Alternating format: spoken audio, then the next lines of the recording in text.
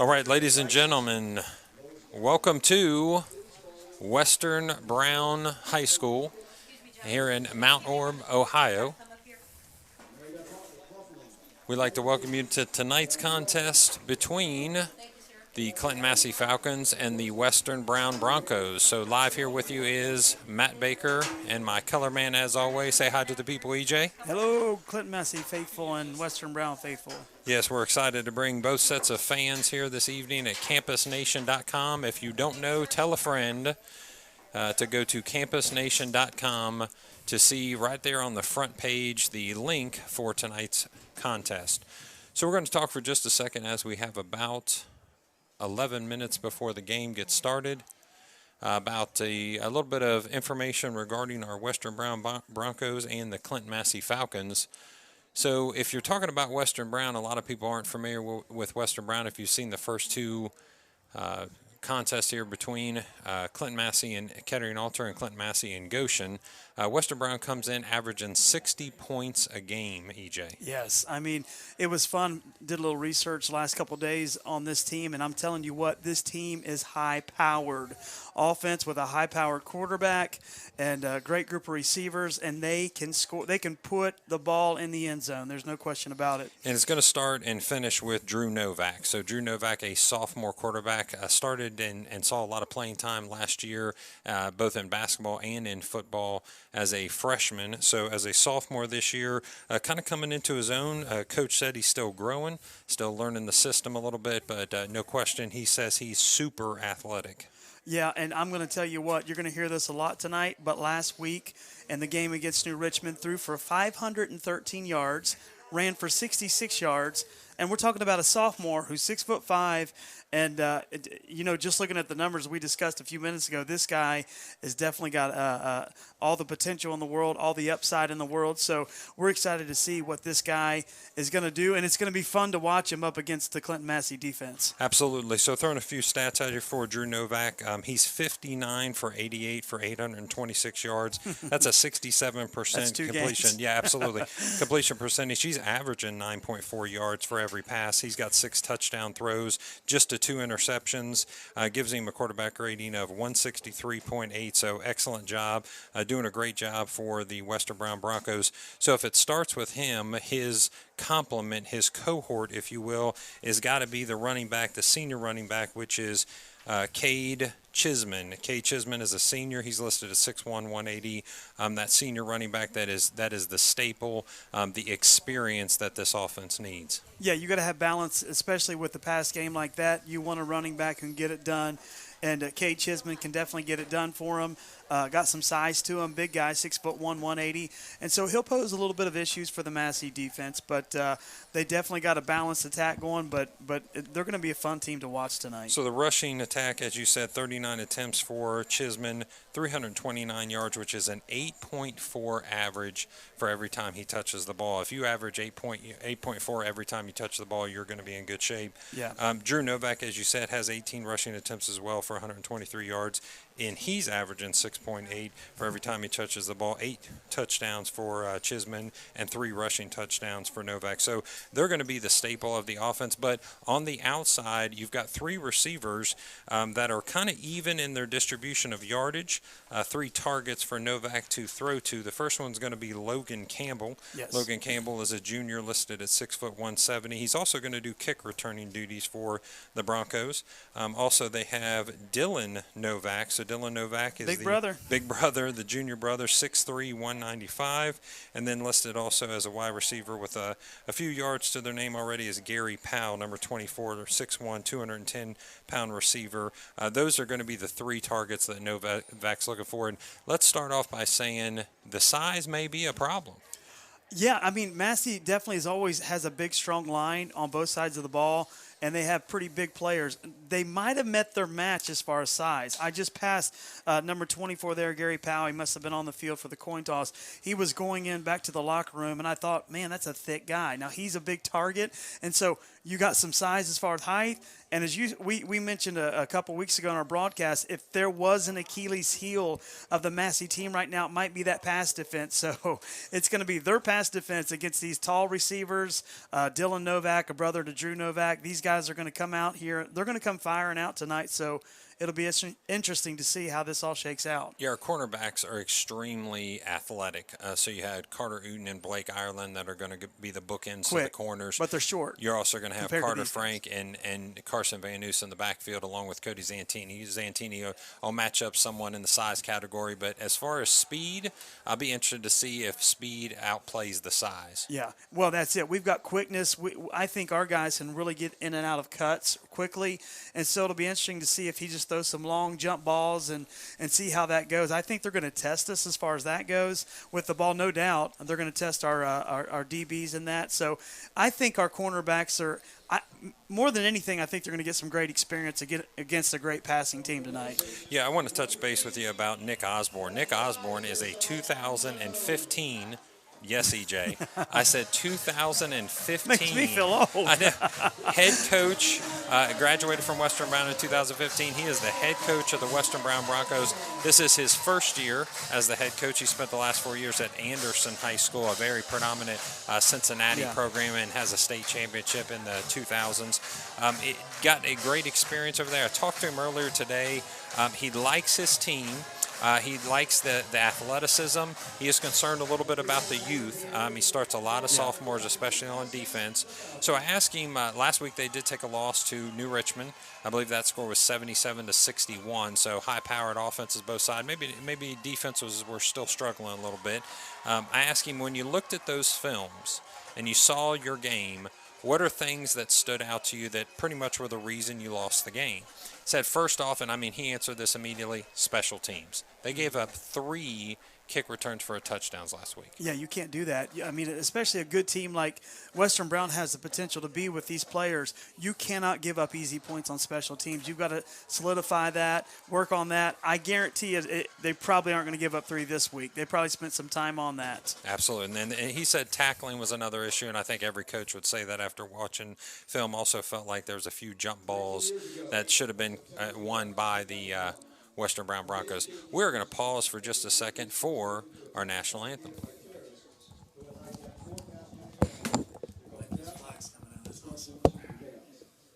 We as Americans watched in horror as the World Trade Center Twin Towers was crashed into and fell into the streets of New York City, resulting in a staggering loss of life. Almost 3,000 Americans lost their lives, 2,700 in New York City alone. Along with the devastation and carnage, there were acts of tremendous courage and heroism. Ordinary people performing extraordinary deeds.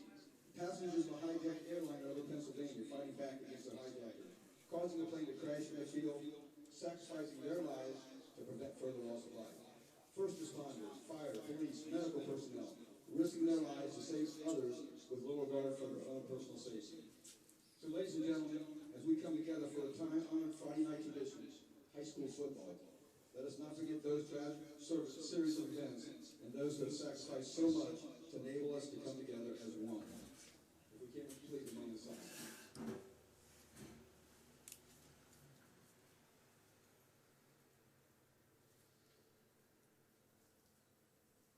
Thank you. We live in a country like no other, protected every day by heroes who sacrifice so much for our freedom. At this time, would you please stand? Gentlemen, remove your hats for the singing of the Star-Spangled Banner by the Western Brown High School Chorale under the direction of Mrs. Sarah Jordan.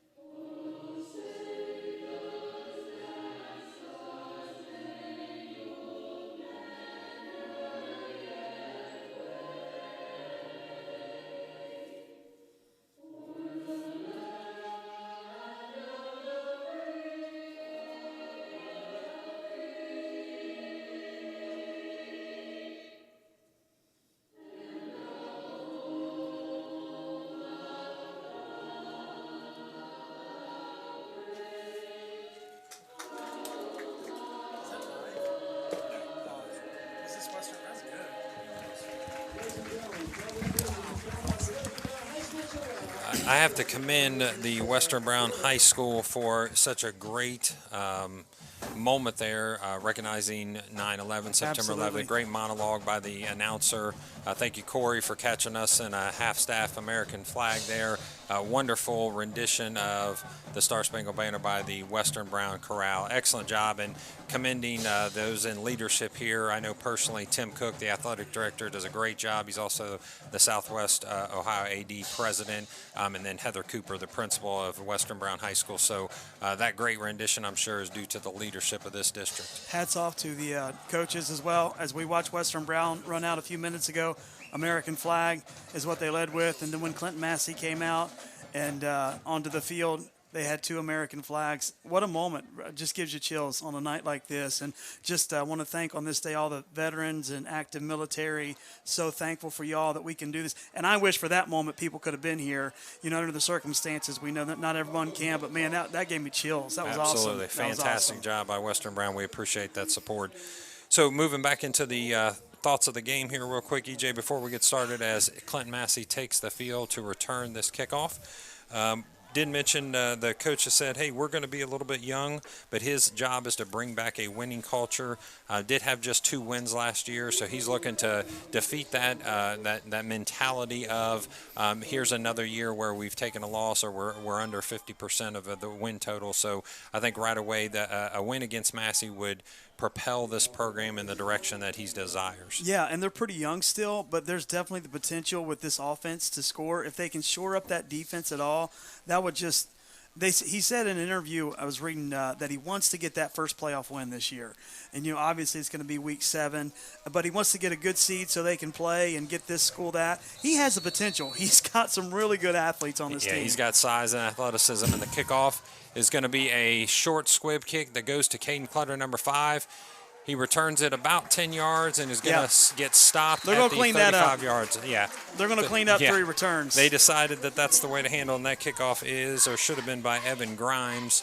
So Evan Grimes takes the tee off to the side of the field, and we're going to have football here on a Friday night, a beautiful Friday night here at Western Brown Stadium. So Clinton Massie in the visitor white uniform, the Western Brown Broncos in their home dark uniforms, that brown and gold. Clinton Massie's Cody Zantini brings them to the huddle, and we're going to have ourselves the first play for offense for Clinton Massie, and that's going to start right about the 36-yard line. Bringing back to center is Garrett Vance. They're going to be in an I backfield with slot right, so a little bit of a different look here for Clinton Massie. I backfield with a motion by Blake Ireland. He's going to fake. There he goes. Big toss, wide open. Carter Frank is So got behind the defense. He was there by himself, probably by about 5 yards. That's called thinking too much. Yeah. And here I am. I'm wide open. I got 8 yards on the defender, and that's called thinking too much. I think 9 times out of 10, Carter Frank's going to bring that in, but wow. Absolutely, and that's one of the hardest balls to catch is when you're wide open. So any receiver will tell you that. So no problem with Carter's going to shake that off. He'll shake absolutely. it off. In fact, that might motivate him a little bit more to put an extra thump on somebody. What about Massie coming out in the pass? Yeah, I think it's what they planned for all week. They saw something. Dalen Maple's going to get the handoff. That's going to get him just a couple yards here off the offensive right side. So that option look goes to the fullback. Dalen Maple starts in the backfield. Compared to Colton Trampler that we usually see, Colton Trampler, if you will. Baby. Absolutely. Received a lot of feedback from that on our message boards after the game last week. So Clinton Massie with a 3rd and 7. Brings their double slot, single back with a flanker to the left, set up, motion, Carter Frank, the toss, Carter Frank. He's going to be swallowed up in the backfield. In fact, he's going to go backwards, probably a good 4 yards. They're pumped here, Matt. Western Brown's pumped. They got to stop. You know, the thing about having a young coach, usually you're going to have energy. That, a young coach maybe lacks experience, but is going to make up for that in energy. So if you were to tell your team, we're going to come out and we're going to stuff them for 3 straight plays, although a little bit of a miscue on the pass play by the offense, but hey, it's still turned over on downs here. 4 downs going to be a punt. Yeah. And you got 2 receivers back here. That's going to be number 3, Bryson Chambers. And on the far side, we'll try to get you a number. I believe that might be possibly Matthew Fry, if that's number 11. So the punt goes, it's going to take 1 bounce. 2 Chambers. Chambers gets it. He's able to shake off one tackler, then the ball goes back. Oh, and he gets hit. Ball down. Ball's going to be It's loose. Loose.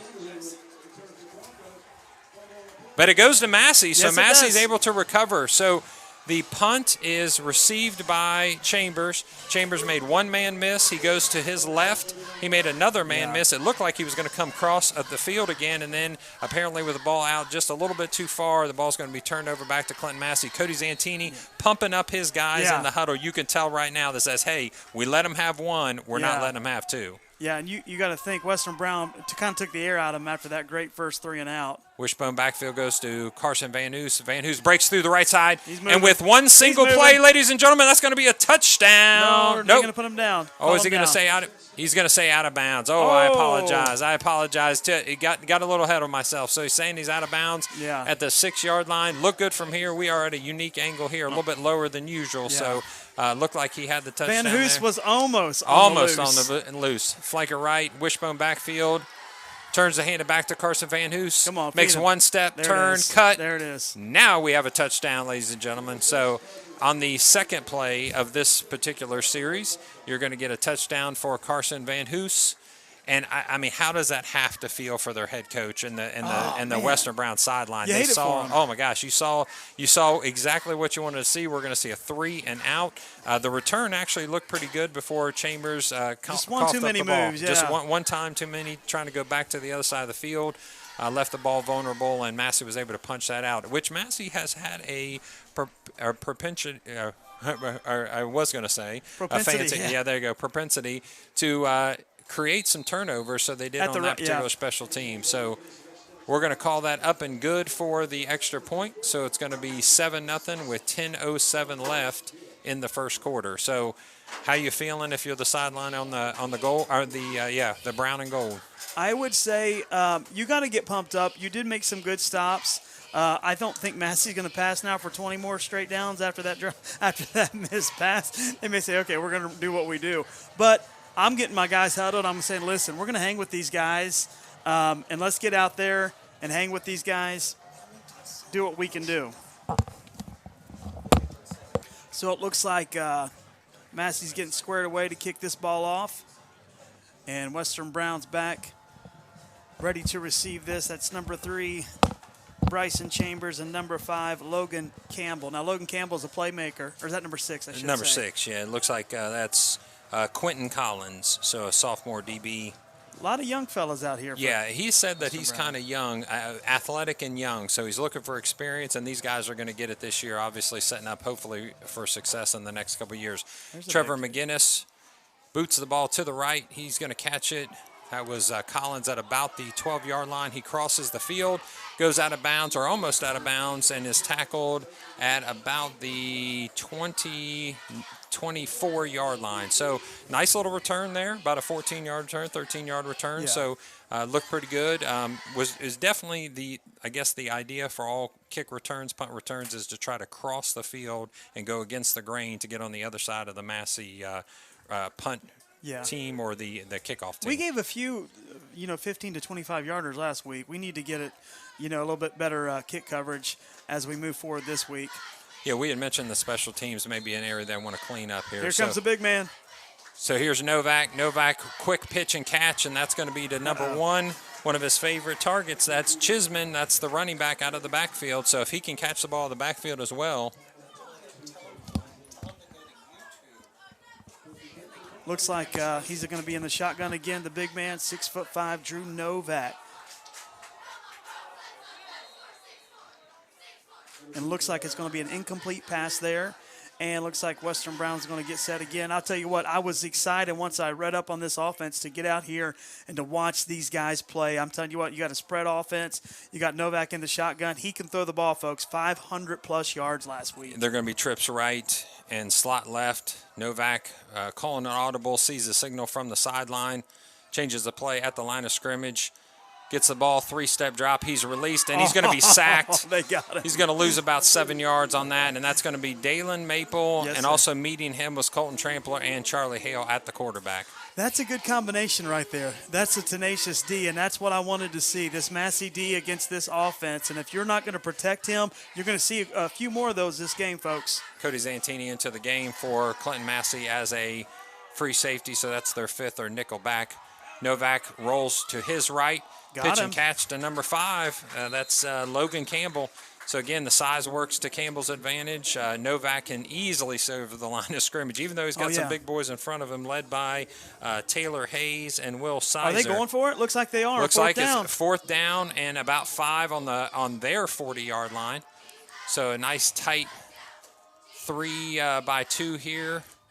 Novak looks for that. Yeah, what do you think? I like the tenacity. I like it. No, they're saying let's go for it. Yes. Make or break this young coach here. We go. The throw is going to be out of bounds. They want a holding call. Yeah, they from definitely over here on the Western Brown side. The Western Brown sideline wants to see a holding, so they are going to turn over the ball on downs at the 40-yard line, going against the other way now for Clinton Massie. I'm not sure you want to give Clinton Massie a short field, but hey, I like the pressure they were trying to put on there. I like the third down conversion, but right there, I mean, with a good punt, you can squeeze them down to within their 20. But we got a riverboat gambler, looks like, with this coach. So we're going to see how this shakes out. Now Massie's got the ball on their own 40-yard line. Maybe that youth also makes them want to take a few chances. So flanker right, wishbone backfield. Carson Van Oos straight up the middle, driving his legs. Brody Muterspaw pushing his man about 4 or 5 yards deeper than the second level there to make sure he understands who the big dog is from the line perspective. It looks like a good push there by the Massie offensive line. I like how they pushed and got the aggression there. Got a few yards out of nothing there. Yeah. So now into the double slot flanker right. Single running back is Dalen Maple. Looks for the option, but he's going to hold it. On the outside, we're going to see a flag coming from the far side of the field. The Massie sideline side of the field looks like they're going to hold against Massie. Yeah, so that one's going to come back. Coming back. So it seems like it's kind of common at this point that we've seen an outside holding penalty for Massie over these past 3 weeks. So this is the third week in a row where getting outside has caused a holding penalty or multiple in a game. Yeah, they're not too bad usually to get a bunch, but you just got to clean that up because you don't want to negate runs like that. Good fake there by Zantini. But here we are. Now we're second and long. And when you're playing against teams that, at some point are going to tighten up a little bit on the score, you want to make sure that you're not giving away free yards there. So here we go, wishbone backfield, flanker right. The fake goes to the fullback, and then they're going to toss it to Carter Frank to his left. He's motivated. Makes 2 or 3 people miss, gets to the third level in that free safety backfield. He's going to get a first down on that run. Yeah, good run. Good hard run. Good cutting, like always, with Carter Frank. He's a great open field, just great moves and great cuts. A lot of space there. I mean, when he got into that second level, he honestly could have went left or right. It didn't matter. He was available either way. So bringing it back to the line in the I formation, slot right. The give goes to Dalen Maple. He gets just a couple yards. We haven't seen Colton Trample on the backfield again. Is that due to, if I remember correctly, going out of the first half last game, Colton Trample was actually being carted off on the Gators. So maybe he's playing with a little bit of injury. Yeah, and maybe they're saying we're just going to save you for defense, kind of rest that ankle. And so maybe that's what they're doing. He looked like a force on defense, but maybe just giving them a break on offense. Wishbone backfield. Again to Carson Van Hoos. Nice cut. Nice cut inside. He stays on his feet. Pinballs just a couple more yards. It's going to be a successful second down carry. As you see, and I've said it every week, Van Hoos is tough. He's a small running back. He's a fast running back. But make no mistake about it, he is tough as nails. Absolutely. And he pinballed off about 3 or 4 guys there and just kept that motor going. Looks like we got about 1 yard to go. Clinton Massie in their first 2 games has rushed for looks like 622 yards, so they want to add to that total. And the ball goes to Carter Frank. He stops, makes a quick cut back to the middle where he's met by a host of Broncos. It's enough, though. Looks like. Yeah, it's enough. First down. And here's one thing you may think about. These long sustaining drives keeps this shotgun offense that's going to throw the ball off the field. And so, I've learned that watching Massie playoffs for years is, man, if you get long sustaining drives, that offense can never get in a rhythm, seem like. Yeah, if you want a high pass offense to struggle, grounded, yeah. keep him on the watch side. it. So he's able to get rid of that ball. Nice Even though he's move. hit from the back on the left-hand side, that's a catch. And about 4 or 5 yards after the catch for Carter Frank. Carter Frank is, I believe. Now it looks like Javante Inmanger Chisenhall gave him a pop there, number 8, and said, "You're going to remember me while this hit." But he was able to get that ball out of his hands and make the play. So a good positive play out of where he almost was sacked, a split second if he hadn't got rid of that. Carter Frank is an offensive weapon. He's second in the team in rushing and first in receiving yards. Carter Van Hoos is brought down behind the line of scrimmage, or is going to get maybe about a yard with his body leaned forward there. So we're going to be looking at a 3rd down and 2 yards. But I like this Western Brown defense, who hasn't been good the first 2 weeks. They're clawing and fighting and penetrating, and they're doing their best against this Massie front here. Yeah, a couple leaders on defense that was noted to us. Evan Canasta or Conitzer.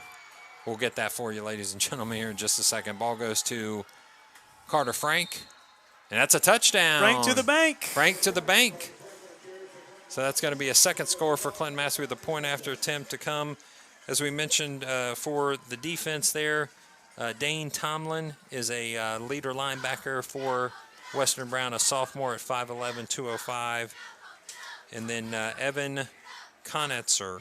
We're going to go with Conitzer. How's that sound? You say what you like. He's a junior at 5'10", 160, leader on the defense as well. Coach Osborne had mentioned earlier today. So Trevor McGinnis for the point after attempt. Ball is snapped. It's up. Through the uprights is going to be a 14-0 lead for the Clinton Massie Falcons. So if you're Western Brown, you're saying to yourself, okay, we've kind of seen this before. I go back maybe 3 years ago where Western Brown came into Clinton Massie Stadium with a few wins under their belt.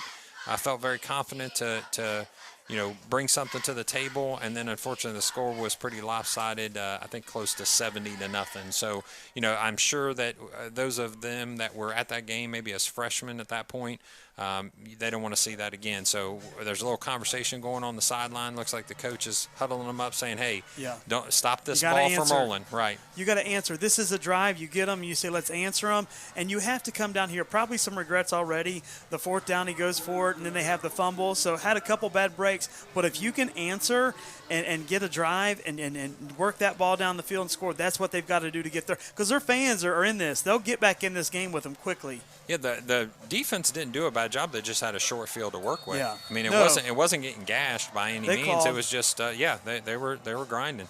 So back for the kick return would be Logan Campbell and Bryson Chambers. Onside. He's got it. Onside's going to be brought down by the first line of defense there for the Western Brown Broncos. The recovery on that one is number 47 for Western Brown, and that's Seth Barber. Anymore, I don't know if it's squib kicks gone bad or if it's an onside kick. Attempt, yeah. So anymore, I don't know. It's like it looked like an onside kick from here, but it could have just been a squib kick that, hey, if it bounces off a player, we'll take it. If we know Coach McSorley, that was probably an attempt to get the ball right back. So yeah, put the nail in early. So here they are, though, with only 55 yards to work with. 3-2 defense, 5 defensive backfield. There he goes. Catch goes to number 24 for Western Brown. And Gary Powell. Yep, that's Gary Powell. That's the 2'10", 6'1" senior who's one of his favorite targets. So they're going to immediately line up with that hurry-up offense. It's going to be trips left. They're going to go 5 wide, it looks like, almost every time.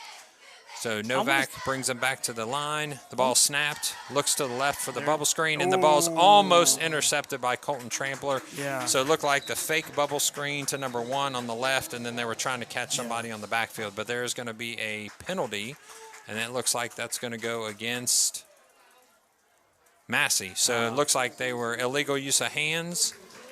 That's going to be an automatic first down for Western Brown. So, sometimes you get caught maybe with a little extracurricular before the ball's thrown, and in that case, Massie's going to take the loss there, and ball's going to get respotted at the 35-yard line.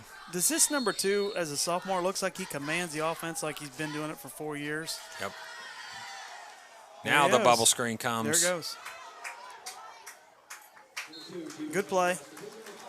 So successful play on the left-hand side. That bubble screen went to Logan Campbell, and I think we're going to call his name. Yeah, we're going to call his name quite a bit. Yeah, he's a big target now. He's lined up on the right side. A little bit different set. So this is to the running back, Chisman. Chisman is met immediately by 5 defenders for Clinton Massie. Have a different look for Clinton Massie. They're looking at a 5 defensive backfield or possibly 6, a dime set. Using Rolf inside and outside, and then they're going to be a 32 up front with Leighton Bell as their nose. Ball's given to Novak. Novak fakes to Chisman. Chisman. A little high. Yep, the ball's a little bit higher, so he He's drops still down, working on accuracy, gives you a can couple tell. push-ups. So Novak was upset at himself, so probably in practice when he overthrows, he has to give a couple push-ups. That's exactly what he did. So from the line of scrimmage, number 75 is going to get the ball ready. That's Eric Brewer, a sophomore, 6'1", 295. Big Again, boy. size is not a problem here. Yeah. Fourth down looks like, and this is smart. I mean, you're down here, down on the 30-yard line, so yeah, to go for it down here makes sense. Fourth down looks like about 5 to go. 4th and 5, tight coverage by Carter Uten. The ball's thrown got to it. number 5, but it's over his head. Overthrown. That's Logan Campbell. So press coverage by A little Carter bit different Uten. this week. Gets the defender on his heels just a little bit, and Logan Campbell's Yeah, able he to had outrun him. him. He just overthrew him on that play. So right now the score, if you want an update, is 14-0 Wilmington versus Goshen. So the ball's turned over on downs to Clinton Massie. Not a bad series there. They definitely moved the ball with the aid of the penalty, but Massie does recover the ball without any loss of points there, and that's going to be on the 30-yard line. Clinton Massie's going to bring their double slot, single back. Looks like flanker right is Donald Brewer. The motion goes to Carson Van Oos. The attempt to fool them was thwarted by the Bronco defense. Yeah, and that's what they need. They need this defense to step up and make a play. Their offense can move. Looks like the sophomore quarterback having little accuracy issues early on tonight, but they need their defense to answer here. Now they got a 2nd and long for the Falcons. So good stop by the Western Browns. Is it the Broncos? The Broncos. The Broncos. Absolutely. I've got one waiting. I've got a cheesy line waiting, but I'm not going to use it until it fits perfect. No, I've got one to come back on you. So the option look goes to number 5, Caden Clutter, and he burst out of the backfield for a solid gain on that 2nd down run. In fact, that's going to be a 1st down. I kind of shot out of a cannon there. Oh yeah, I mean, Caden Clutter, big player on defense. So when he gets the touches on offense, which isn't a ton, he's going to make the most of them. Take advantage of them. So Clutter just made the most. Looks like a nice 1st down for the Falcons. Donald Brewer is your flanker to the left hash here, closest to us in the press box. It's going to be another hard run by Caden Clutter, and he is met up the middle by number 24 on defense, and that's Gary Powell. That's a nice stick by Powell. Yeah, Powell's a leader out there, you can tell, and thick. It's got some size to him. Yeah. Put the stick on him there, but Clutter looks like about 3 yards out of that. So a couple good carries. He's motivated. Said, "Give me the ball, coach." Yeah, 1st down was successful. So now we got a 2nd and 7 with a wishbone backfield flanker left. This time it's Carter Uten closest to us. Ball snapped. Gives to Carter Frank. Nice push. Pushes, yep. Nice push. Carson Van Hoos actually leading the way with the push there to get a few extra yards. A little bit short, but nice push by the line there to give him that 2nd boost. I'm going to go out on a limb here and say that there's a couple conversations going on in those piles. It kind of feels like there's a little tension right now. Western Brown's probably a little upset at maybe a couple initial mistakes there, a couple choices that have put them down 14-0. But they want to try to end this quarter down just 14-0 with 1:33 left. They need to stop here to just keep the momentum and to be hanging in this game. They need to stop. Ball goes to Carson Van Hoos. Not going to get it. Oh, and he's going to be on the loose, baby. Absolutely. Van Hoos on the loose. And he breaks one open for almost 60 yards, right at Nice about play. 50 yards there. Well, they're not going to get that stop before the first quarter's over. No, I think I jinxed him. It wasn't on purpose. He hit that, kind of pinballed again, but then found that opening. His burst left everybody there. I think other teams are starting to recognize that Carter Frank is going to be that power back, but Van Hoos, he can get on the loose very quickly. And they're both fast. But They are, yeah, But absolutely. Van Hoos just left him there, as you've seen. on that replay. It's almost like he got stopped for just a moment, and when he jump cut left, he was at full speed Yeah, he within a yard. accelerates quickly. Absolutely. He accelerates quickly. So Trevor McGinnis for his third point after attempt in the first quarter. That kick is up and good. Had his one miss last week, and I'm sure he beat himself all week long about that one single miss. I'm sure he was upset. He's a perfectionist when it comes to kicking. Yeah, and he's usually lights out, so no big deal to miss the one. He makes them when it counts. And now Western Brown is going to have to come back, and they have to answer here to keep this game close going into the second quarter. So they've got the potential to do it. Maybe they'll get the motivation here. But you live by the pass, you die by the pass. Mm-hmm. So, and the thing about a pass-happy offense, which is fun to watch, but when you're not moving the ball, and they did move the ball a little bit the last series, when you're not moving the ball, you don't need a lot of time off the clock. No, and you can't get in a rhythm. And that's what Massie is best at doing, is disrupting your rhythm with these, kind of long sustaining drives. There was a big play, but they need to get in the rhythm. I want to see this guy air it out. I kind of want to see what his arm looks like, if he can throw it 40, 50 yards down the field. Yeah, I think he's going to go long before too long. I think they're just trying to get an understanding of what defense that Massie's running. Massie hasn't run a 3-2 so far this year because they haven't seen an offense like this. But, you're going to see this kid for a couple more years, even after this year. He's young, a lot of potential. There's a nice kick. So that ball's caught at the 10-yard line. He makes a 15-yard run and then gets stopped quickly by the Clinton Massie Falcons, and that was Caden Clutter bringing down Bryson. That's Bryson Chambers. So their standard kick returner there for the Western Brown Broncos.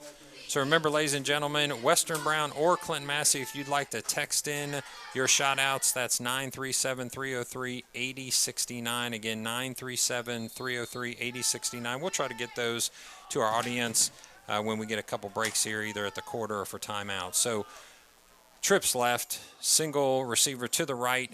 You've got Chisman in the backfield. Novak gets the snap, fakes to Chisman. He's able to get the ball on a very nice throw to Campbell. Again, calling his name out like we're going to do probably many, many times. And that's a first down on first down. Yes. Great play. Way to make that happen. Now they got about 1:05 left in this quarter. So, hey, that's good momentum. Let's keep that going. I really like this Gary Powell size there.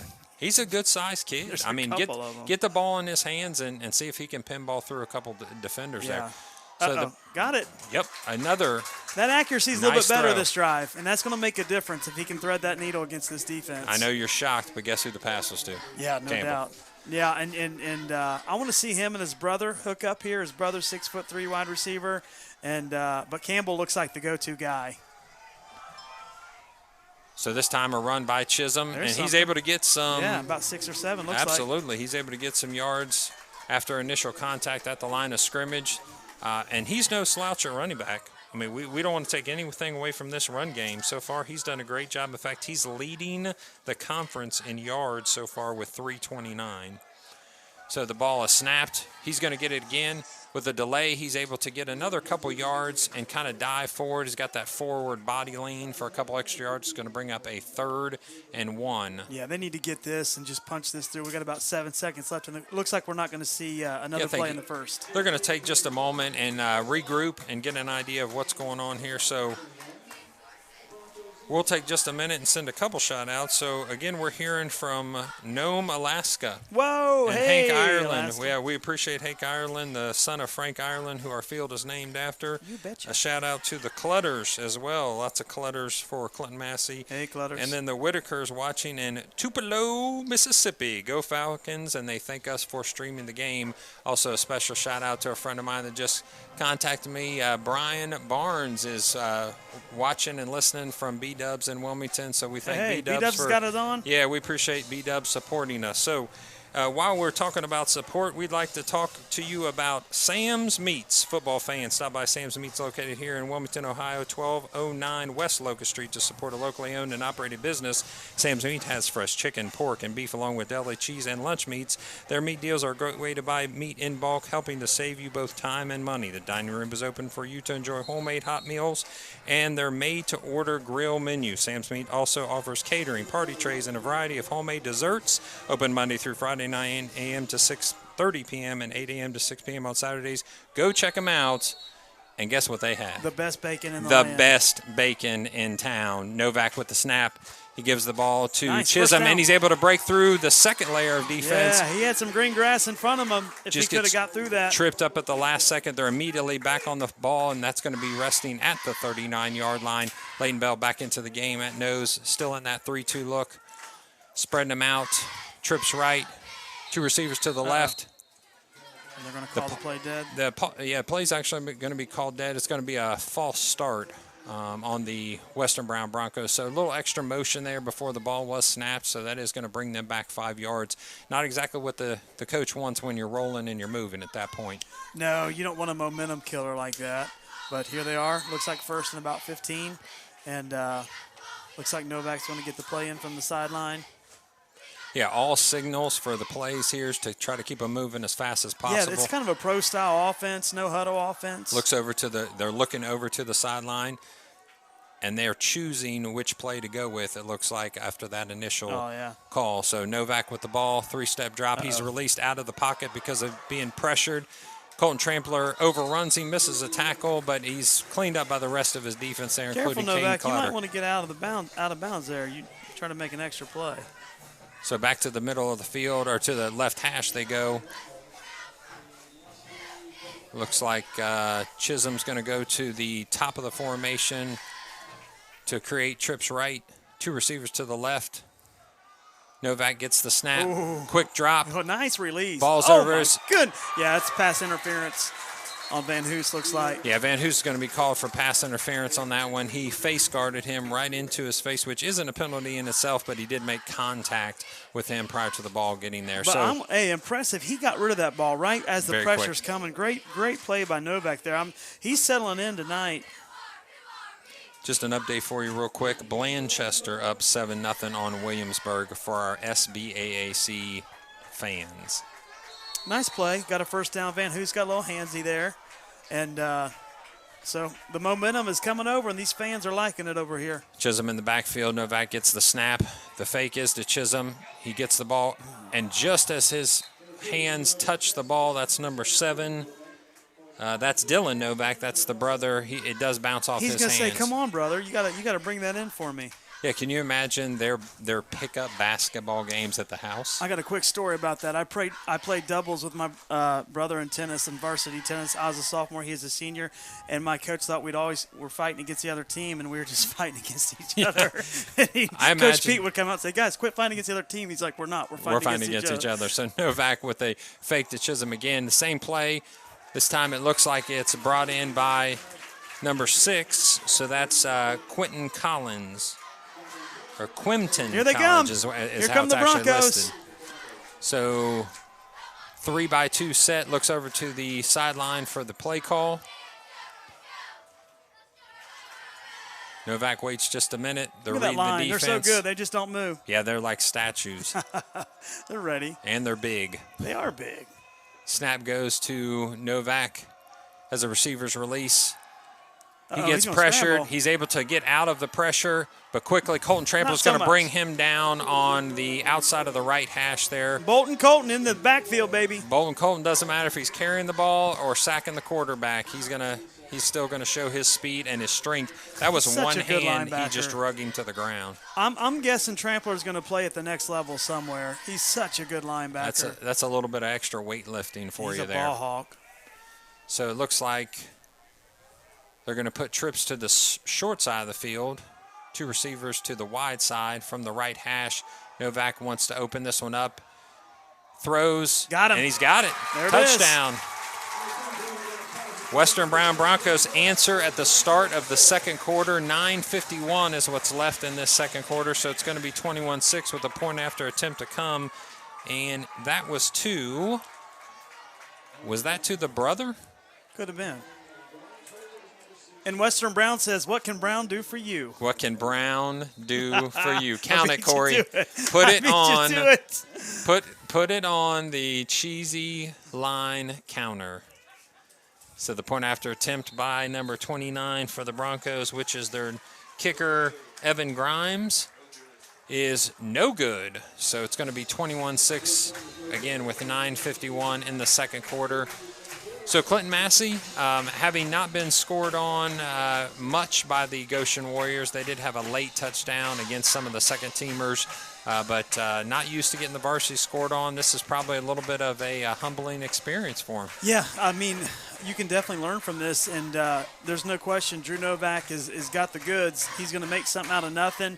He had some great scrambles. He got obviously caught a couple times, but it was enough to move the chains at the right time and move this ball down this field and score 6 points. Impressive. It seems like it's just a really easy, fluid motion because of his height. Because of his long arms. Yeah, the ball's coming down, exactly, to every one of the receivers except maybe the brother there who matches him almost in height. Now, early in this drive, he threw that play where there was a pass interference, and he had pressure. He's looking very poised this drive, whereas the first couple a little off. Scrambling a little bit. He's looked poised this drive and making the play. Doing a good job. That's why he's earned the 826 yards so far in passing that he has in the first two games. So the kickoff, Evan Grimes.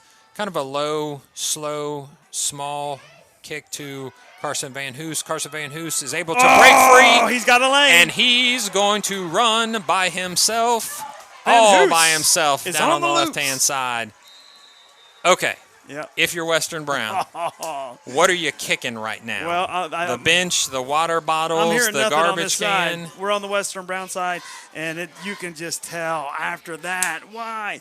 3 last week. They kind of get up. You got to be careful, folks. You got to play every play of this game. And you know what? That's exactly what their coach said. You are mimicking the words straight from the coach's mouth, and that is, I got young guys that have to learn that they need to play every play.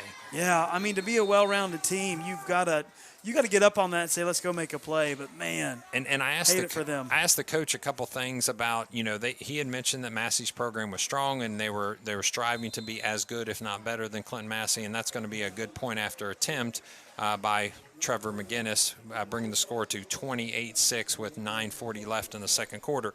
And the two things that he said that stick out in his mind about Clinton Massie is, number one, their physicality. Oh, yeah. The fact that they just want to hit you hard, they want to run hard, they want to block hard, they want to tackle hard, and they have to match that physicality. The second thing they said Clinton Massie does really well after watching film is they do all the little things correctly. All the little things that you don't really notice, they do them right. When you add those up, they become a strong offense or a strong defense. They do, and I noticed even Trampler on one of those plays that he has to fall back in coverage, he falled back at the right time. Mm-hmm. He penetrated the quarterback at the right time. They do the right things correctly, and they're physical. And right there, they were out-physicaled, and they just blew open a lane for Van Hoos, and he took advantage of it. Now you just keep digging the hole. You got to get out of this hole. You got to answer again. I'll tell you, you could tell right about the 40-yard line, he hit another burst. Yeah. It just he got about 10 or 12 going, and then all of a sudden it was just jets. I think he's what you go through the car wash and don't get wet. He's that fast. Faster than a hiccup, they say. So from the 40-yard line, Trevor McGinnis has teed the ball up. He's got his kickoff team ready to go. They'll start the sway here in just a second. They got a lot of electric plays with a big passing offense, but, man, we've got a lot of big players, too. Absolutely. That can make a play and be gone in 80 yards. Trevor McGinnis looks to the sideline, ready to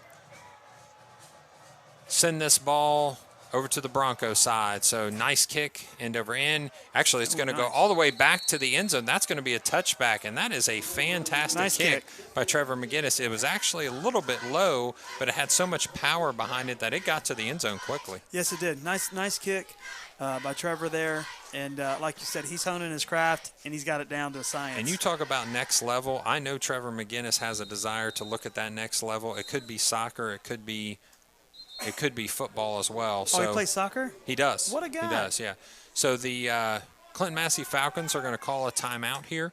So with 9:40 left in the first quarter, 28-6 is your score. We're going to continue giving some shout-outs to our sponsors Second quarter. Second quarter. So we are Tin Cap. Tin Cap is more than just your locally owned hard cider company. Tin Cap offers handcrafted hard ciders along with local craft beers, cocktails, and pizza. Tin Cap leads the area in entertainment, offering large TVs for big games like the Western Brown Broncos versus the Clinton Massie Falcons, the largest outdoor patio with covered area, and the large stage for live music. Join your friends at Tin Cap, where they always serve up smiles by the glassful. See you for live music Saturdays and trivia Thursdays at Tin Cap, located at 59 West Sugar Tree Street in beautiful Wilmington, Ohio. Beautiful Wilmington.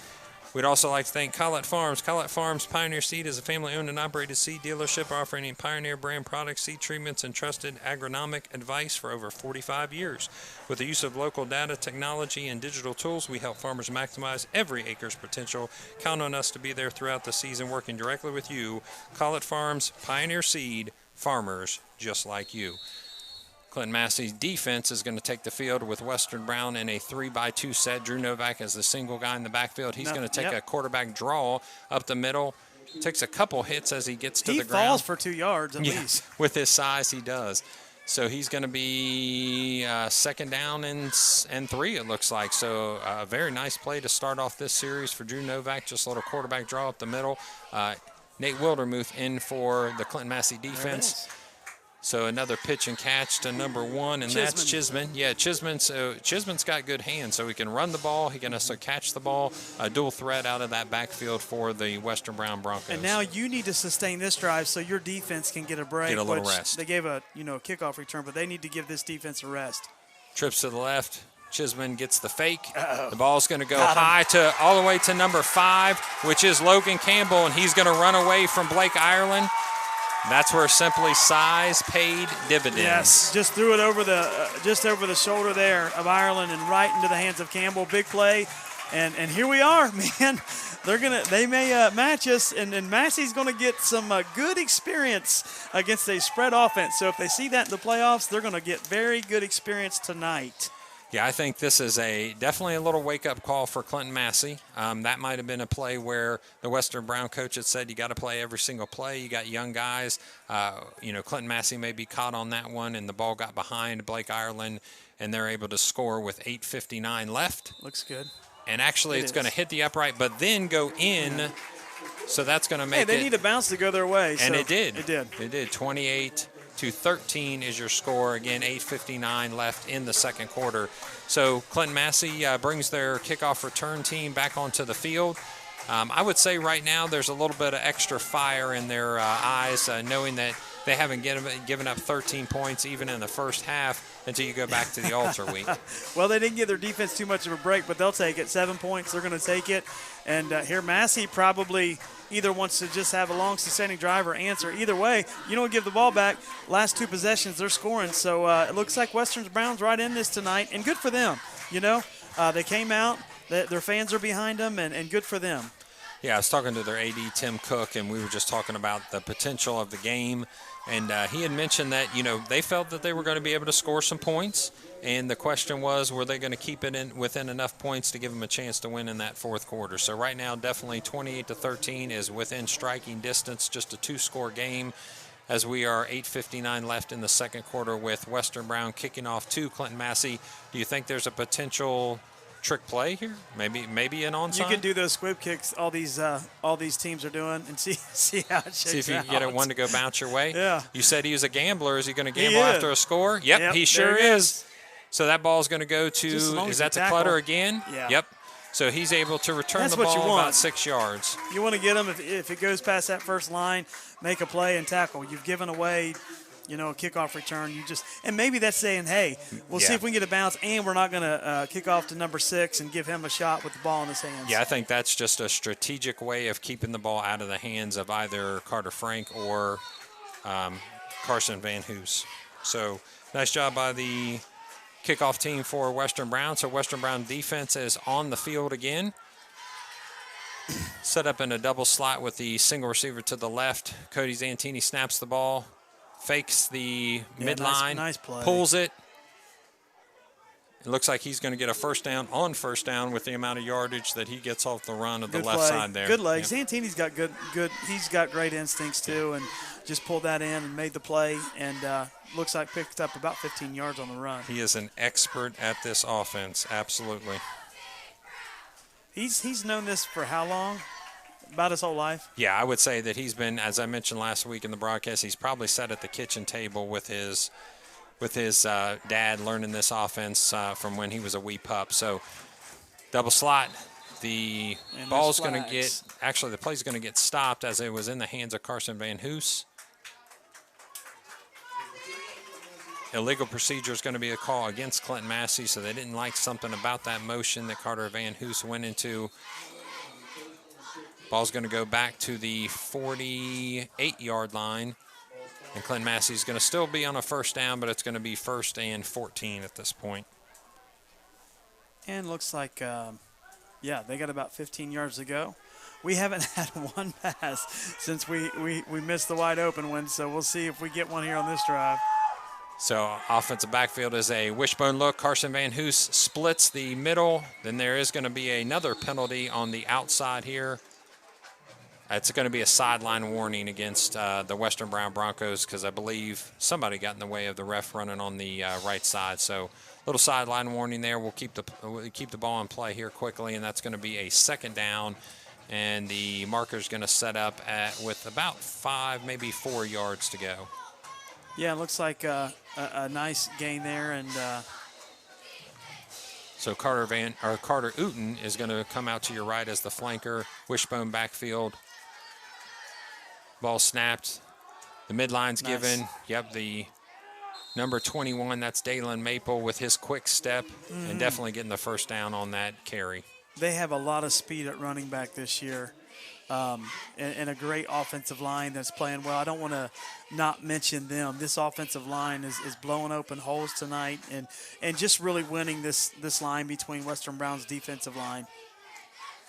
So Clinton Massie with something to prove here with 7:33 left in the second quarter. They definitely don't want to be outdone in this quarter by Western Brown. Ball's turned around and given to Carter Frank. He makes one person miss cut. And then just leaves the Broncos behind with a score.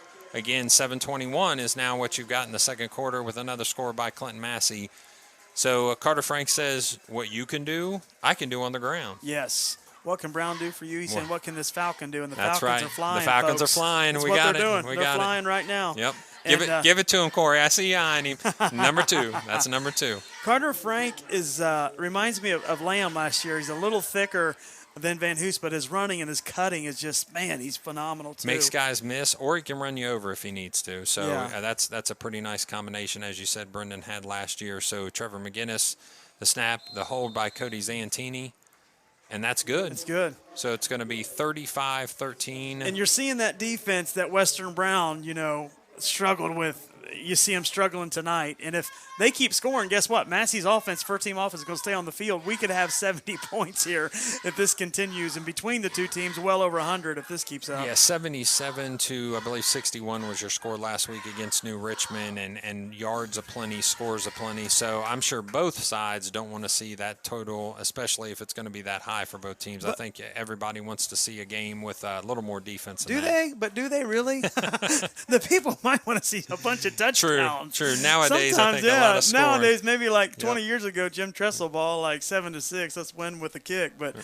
sometimes these days, as you see, a high school that is running a spread offense, shotgun offense, no huddle. I mean, that they're built to put points. And sometimes that's what you do. You score a bunch, but you give up a bunch. And so we'll see what shakes out here. Clinton Massie with their kickoff team back on the field. Trevor McGinnis has teed the ball up at the 40-yard lines. The sway starts from the kickoff team, and he's about to drop the hand. But I guarantee you this, Massey's coaches do not want their defense giving up these points like they are. No, I'm sure they're not happy and not going to be happy at halftime either. So the ball goes into the hand of Chambers. Nothing. He's able to return a few yards before he gets met by a flock of He Falcons. hits a white wall there. Absolutely. So Western Brown's kickoff return team will jog off the field as the defense comes onto the field. Noticed they're changing their nose guard a little bit. It's going between looks like Joey Coker, Leighton Bell, and then looks like Nathan Wildermuth is getting some time on defense, but he's actually going to get switched out right now for Dalen Maple. So They're Maple all great and Charlie athletes, Hale. Yeah, every one of them. you're not downgrading if you bring somebody in on, Just giving them a especially in that break. junior senior class. So 32 defense is set by Clinton Massie. Lots of rushing. That's going to be to number 7. That's to the older brother. That's to Novak. My question going in was like, I know they can move the ball, but can they move it on? Massie traditionally has a great defense. So my question was, can they move it on us? And obviously they can move the ball. Yes, they can move the ball on us. Absolutely. And there's a whistle. Looks like the play's going to stop. False start. Yep, it's going to be a false start against the Western Brown Broncos. So that's a couple on them.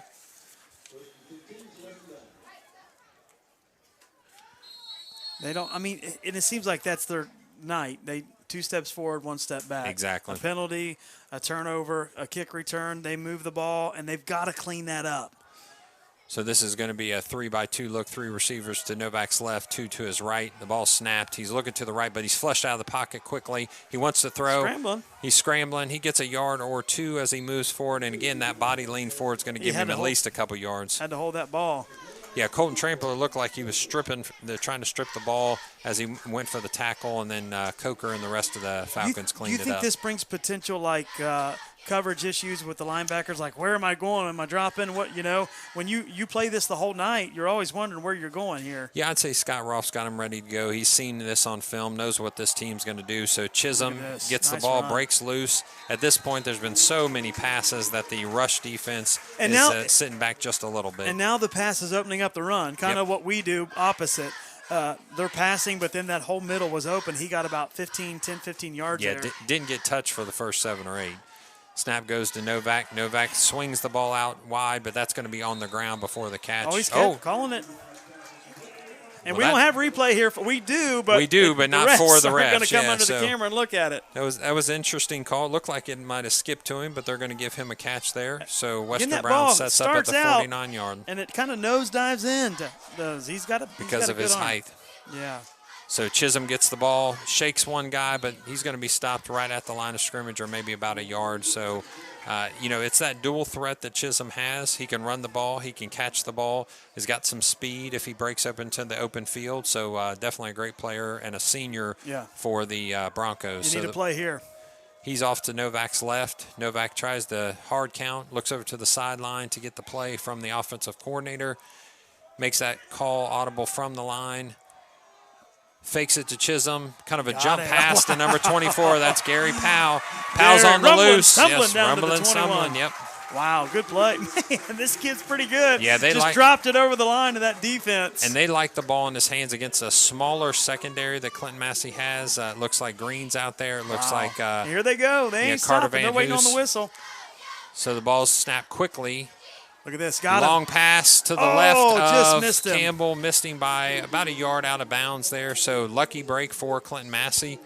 Defender was caught maybe doing a spin there and gave the Broncos the opportunity for an open look. Now Massie D, I see guys, you don't see that often. Their hands on their hips. They're like, okay, what's going on here? Yeah, what's going on here? They offense is moving fast, folks. Brody Muterspaw in the game at nose guard for Clinton Massie. They are trying to change out that line because the passes come so often. With this rush defense, it wears you out quicker. So pin your ears back, get towards the quarterback. The ball's released. It's a great throw. He threw that ball before he stopped and kind of staked out his territory. Yeah. They've got some good rhythm going on. It's a timing route. It is. He takes as many steps as he's told to take, and then he turns, and the ball's going to hit him right in the face. This kid's pretty impressive. Yeah, this is a sophomore again, ladies and gentlemen. Snapped ball, but it's going to be immediately stopped by the far side referee. They're going to call offsides by Clinton Massie, so it looks like one of the defenders lined up in the neutral zone as they snap the ball into the game for Clinton Massie. This time is Colton Doyle in the center of that defensive line, again trying to keep fresh legs because of the rush defense. We are seeing them kind of move the ball these last few drives. I mean, they're in sync. 4:26 left in the second quarter. 35-13 your score. Ball snap back to Novak. Screen to the left to number 5, Campbell. He gets 2 blockers, a third blocker, and he's going to score on the right-hand side. Wow. Wow. Here we go. What can Brown do for you? Well, right now they can move the ball down relatively, I wouldn't say easy, but there wasn't a lot of resistance by Clinton Massie defense on that particular series. Pretty much Novak put it where he wanted, when he wanted, how he wanted. Number 5 gets you 6 right there. He gets you 6. Into the game for the Western Brown Broncos, number 29 is Evan Grimes to kick the point after attempt. And with 4:15 left in the second quarter, the point after is looks good. You know, they could get a stop here and keep marching. We're talking about a tight game. I mean, we're two-score game, and there's no give up in Western Brown, and it's been impressive. You've seen him let that line come through, and then he just hits Campbell, and Campbell makes a couple jukes, and he's in. Great play call. So you're taking a defense that is always aggressive, that's pinning ears back, heading towards up the field. You let them come in, you give them a little bit of room, you drop a pass behind him, and you let Campbell, your number 1 receiver, do his thing. I'm going to be interested to see, I don't know if we can get a stat line at half, but how many yards he has thrown for already. This kid is the real deal as far as making it happen. And he's got, 2 or 3 touchdown passes. Yeah, and besides a couple runs there in the middle by Chisholm, that was a pass-heavy series, as most of them have been so far. So Western Brown going to bring the ball up and tee it at their 40-yard line. Clinton Massie sets up their get ready for the hands unit, boys. 5-2-2-2. Yeah, it wouldn't be shock at all. At this point, you've got 4:15 left in the second quarter. Why not take a chance? Not only dribble this one, but maybe try to get it onside. So Western Brown with the kickoff team poised and ready. Grimes up to the tee, and they're going to – maybe offsides on there. On Western Brown, yeah. Offsides on Western Brown. So they're going to have to kick this one again and move the ball back in order to do it. But that's not exactly what the coach is looking for. It looked like there was going to be either that onside / dribble squib kit. So it looks like the coach is maybe making a change here. They have to clean this stuff up. Like Coach said today, they have to clean up every play. You got to be precise because they're just shooting themselves in the foot. Is that based on youth, do you think? Is it the fact that some of these guys, this is their first or third game maybe on varsity? They want to beat Massie too. I mean, they're hyped up for this. Yeah, so from now the 35-yard line, it looks like the coach has called off that and just given a traditional squib kick to Caden Clutter. And he was met. Yep, that's my guy. Number 24. I'm telling you, nice looking player. He's got Gary some Powell. swag walking off there. Yeah. But I'm telling you, you're going to hear it from Clutter now, folks. His family's watching, and he's going to answer back. But he took a stick there. Caden Clutter with a return, and he's met viciously by Gary Powell right at the 40-yard line. So Gary Powell trying to set the tone for this defensive series of Western Brown. And I'm sure Clinton Massie is saying the same thing. Okay, if they're going to do that, we're going to have to match them. Now is the physicality the side of the Broncos. They might have just poked the bear with that hit. True. They might have just poked the bear. You might just see the bear come out here. So bringing onto the field the play is Cody Zantini and Donald Brewer.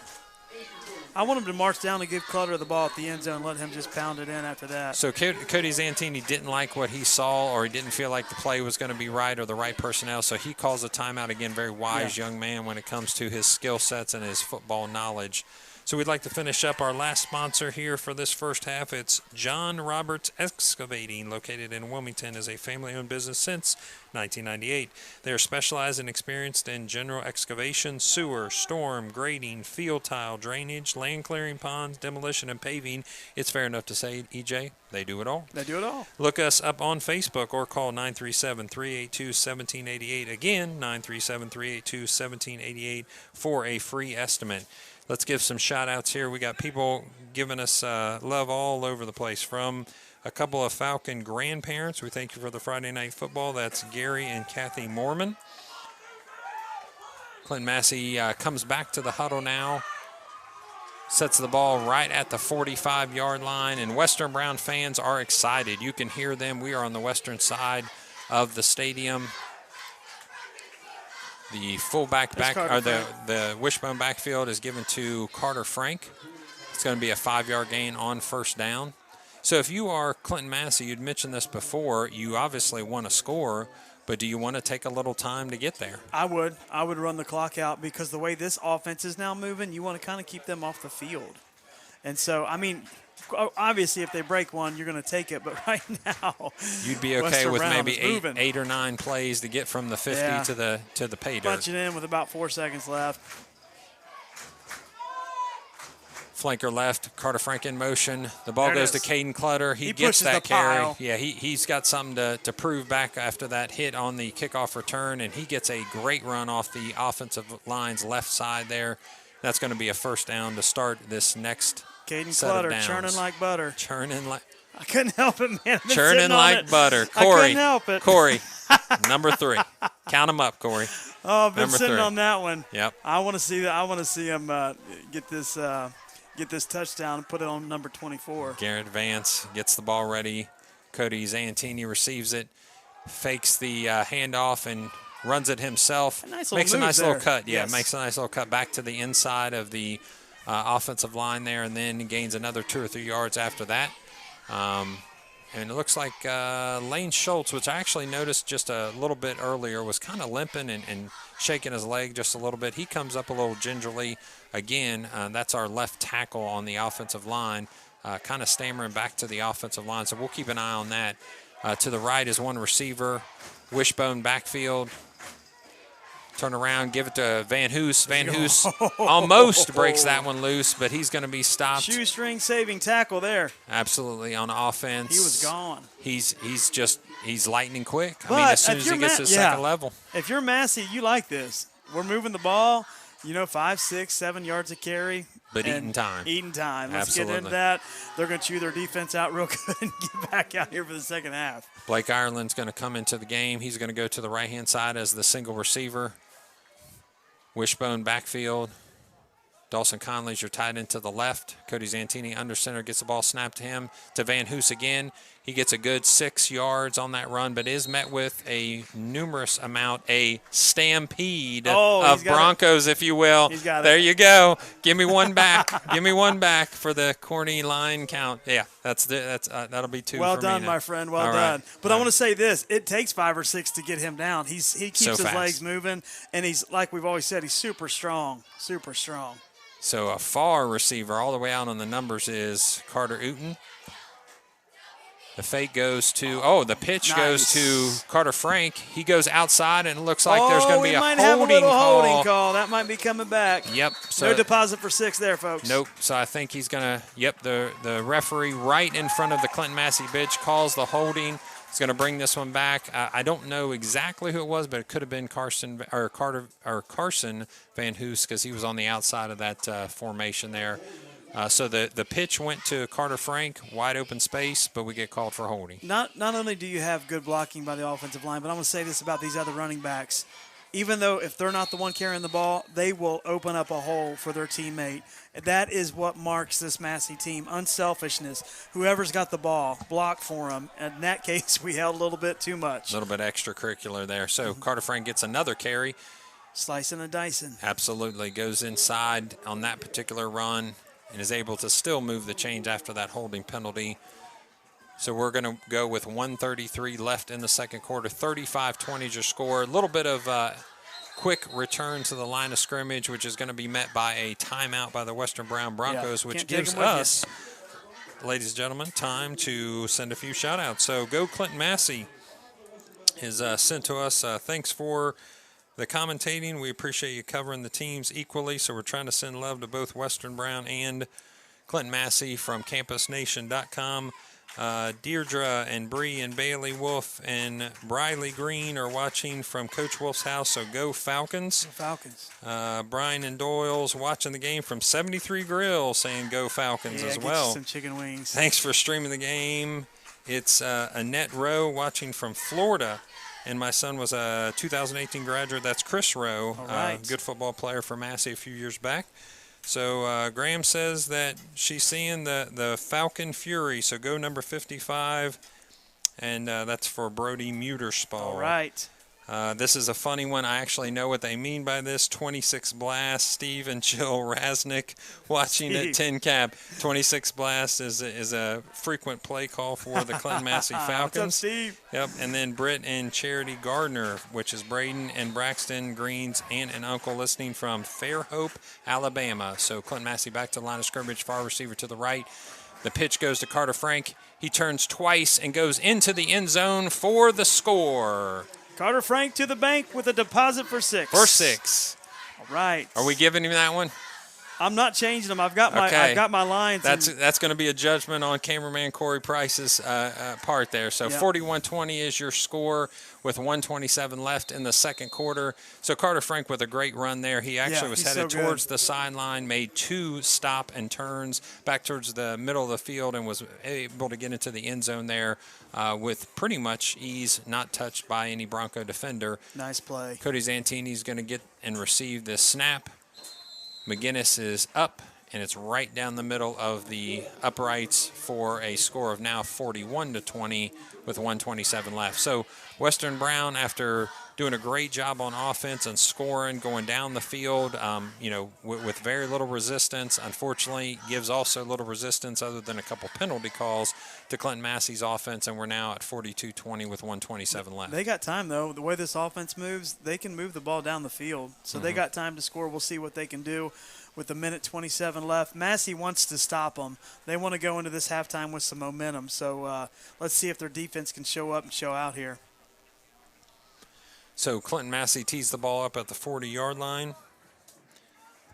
Also another shout out from a Carter Frank grandparents. Tell me Nana's watching. Yeah, we want. Yeah, it is. Yes. It is.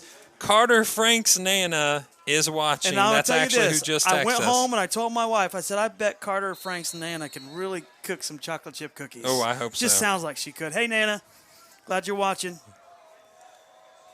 I'd be awful proud of that grandson. Absolutely. 1:27 with the kickoff to Chambers. He collects the ball, tries to get across the Clinton Massey kickoff team.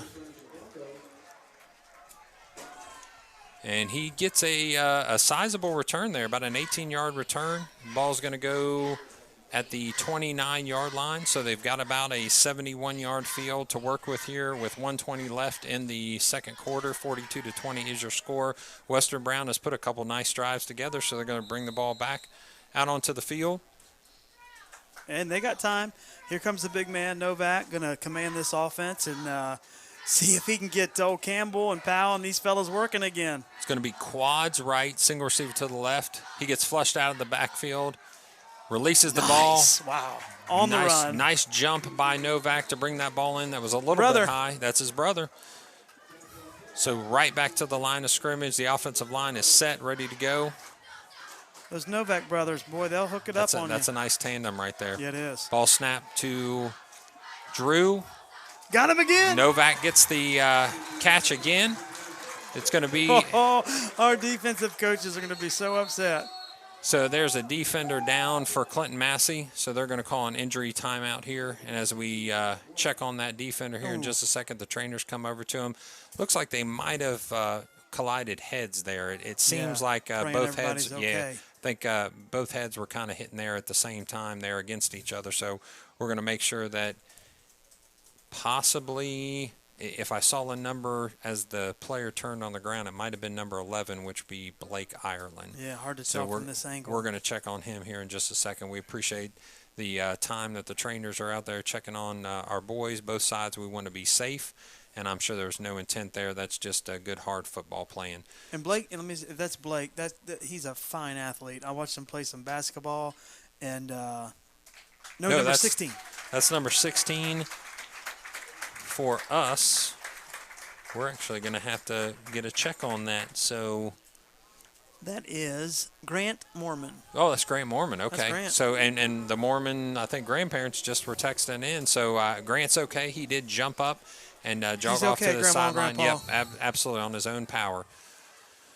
So again, Novak gets the play from the sideline as the clock is stopped with 54 seconds. Play starts again. He releases to the right. He's going to go out of bounds. Very smart play for that sophomore quarterback. Gets another 7 or 8 yards. So almost again, another first down. Drew Novak, folks, is almost 6'6", they say, 6'5" listed, and his strides are about 2 yards. He can move.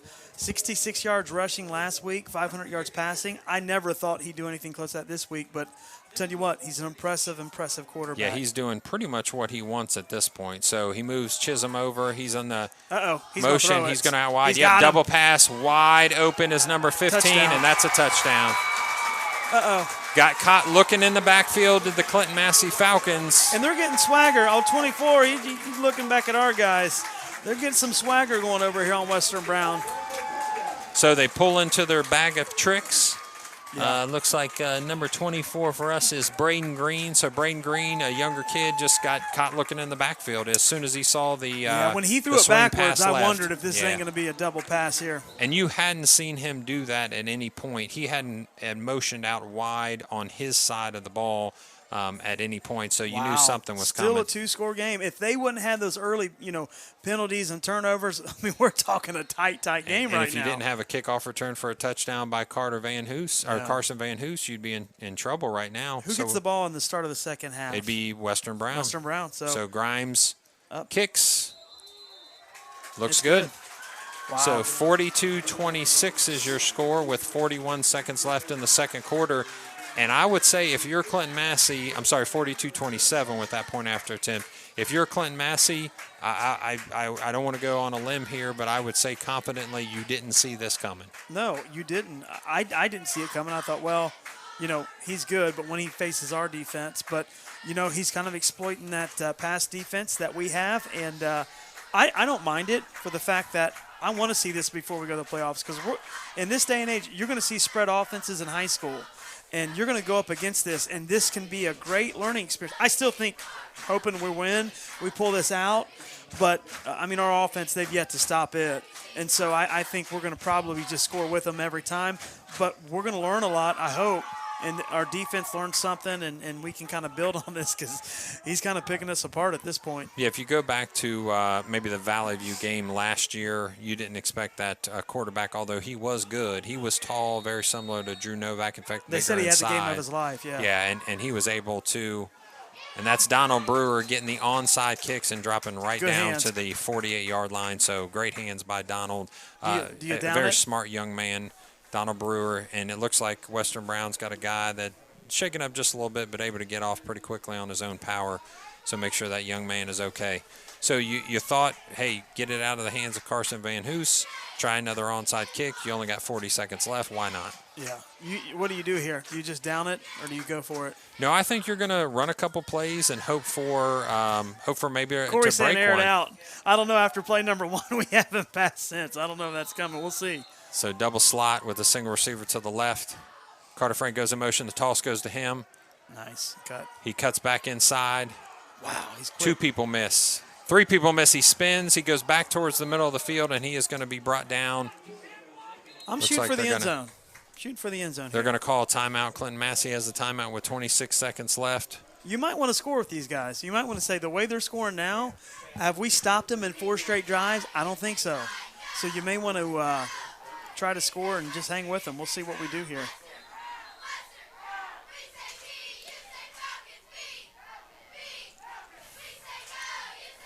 They're pumped up over here. The momentum is definitely over on this side. The cheerleaders are getting the fans into an exciting roar over here on the Western Brown sideline, and I'm sure that they're excited about the fact that their team has scored 27 points and within a couple scores of Clinton Massie. I would be remiss if I didn't mention, as sent to me by a good friend, that you wanted some chocolate chip cookies. If Sam's Meats is the best bacon in town, then I've got to give the best chocolate chip cookies to Roseanne Ambergy. Roseanne Ambergy. Yes, so chip good friend of ours. That if you're able to sell chocolate chip cookies and make some money, which I know many people have done for years, the good people at Chips Ahoy, they ought to get her a recipe. I'll be the judge of that. Yes. Somebody get me some Roseanne Ambergy's chocolate chip cookies. Yes, I think we need to have a competition of chocolate chip cookies as a taste-off. So, yes. And I think cameraman Corey Price is definitely nodding the approval of that, along with Rick Phillips, our Campus Nation producer. So if anybody, Yes. I mean, no pressure, of course, from the booth here, but if anybody just has a desire or a need to prove that they have the best chocolate chip cookies in town, believe me, we will take those here in the booth at any point in the next few weeks, and we will give an on-air competition. I would be remiss not to mention First Lady, my wife, Lacey Lamb. She can throw down some chocolate She can bring chip it with cookies. the chocolate chip cookies. Well, congratulations to They're Lacey. soft. They're sorry. If you like go. crispy, you won't like these. But if Right. you like them soft, and man, she can cook some chocolate cookies. That's why I got the frame I've got tonight, folks. Yep. All credit to Lacey for Somehow the we're on chocolate chip sturdiness. cookies. We the still got a sturdiness. couple plays left. Yeah. Yes. So it looks like slot right with a receiver actually off the offensive line. The handoff goes to Carson Van Hoos. Cody Zantini wants to reset the offense with the first down. The clock's going to stop. Chains are going to get set. Left. 21 seconds. Trips right. He rolls to the right. Nice throw. Nice throw. Man, he can throw a ball. Get out of bounds. Number 4. And that is Gabe McDowell. Gabe McDowell. Nice So play, Gabe. young player coming in, getting Making a the most reception. of it. Yep. So Gabe McDowell with a catch and goes out of bounds. That's a key Smart part of kid. that run. Smart kid, Gabe is. 12 seconds left, 42-27 is your score. Now trips to the left, Carson Van Hoos to the left of Cody Zantini in the shotgun formation. The ball gets snapped. Cody this time is going to swing out, but he's pressured Nice. quickly. He's Ball's exposed. just going to throw it out of bounds with 7 seconds left. Again, the intelligence of this kid. Let me tell Cody you something. Zantini is a smart football If we player. had a spread offense, that kid would throw for 300 or 400 a game. This kid can put the ball on the money. Yeah. And again, just an intelligent young man. I mean, Yeah. he got flushed. He saw the clock. I'm telling you, I watched him look at the clock for a second, and he just chucked it out of bounds and said, nope, we're going to try the next play. 7 seconds left, and then nice ball management, time management there. So trips left, Carson Van Hoos to the left. Again, the ball's now into the middle of the field, slightly off to the right to Carter Frank. Looks like Carter Frank wasn't exactly sure whether that ball was coming to him or not. Got maybe covered up by the defense for just a second. You got 2 seconds left, though. 2 seconds left. We're going to bring it one more play here before halftime. Carter had to go get his ball. Now, this year, as we've talked about in earlier broadcasts, what's different with the COVID is these players have to go get the ball, bring it back to the line, and then they carry it out. Usually center will carry it out to the ball marker. Yeah, the referees are not touching the ball this year. So Here we trips go. left. 2 seconds left. 42-27 your score. Ball snap. Cody Zantini wants to run to the left. He gets flushed again. Sends this one up letting him towards jump the off. end zone. The catch is Oh, good. wow. Is that Gabe McDowell? Did Gabe McDowell just bring that ball down on the left-hand side? An unbelievable catch, ladies and gentlemen. We'll make sure and verify that number. But that's a young kid bringing a ball in and a huge moment in this game with 2 seconds left. An untimed down is going to give us the point after Folks, attempt. there's a reason they call him Big Play Gabe. Big play Gabe brings the ball in on the left-hand side. We couldn't see it from this angle. He couldn't have had much room between him and where the end line was. He was throwing it up for a jump ball, and he made that play. So if that's Gabe McDowell, let me tell you, good basketball player too. So he's got great hands, and he knows how to jump. I So want he's him getting rebounding on my rebounds. team, Yeah, yeah. absolutely. He's getting rebounds. So That's huge because if they stop us and get the ball back, that they could have built on that. That was a huge play. yeah, that's a gigantic play. It was momentum shifter either way for either team. So they wanted the stop. We ended up with the score. So it's 49-27. It's going to be a 10-minute half.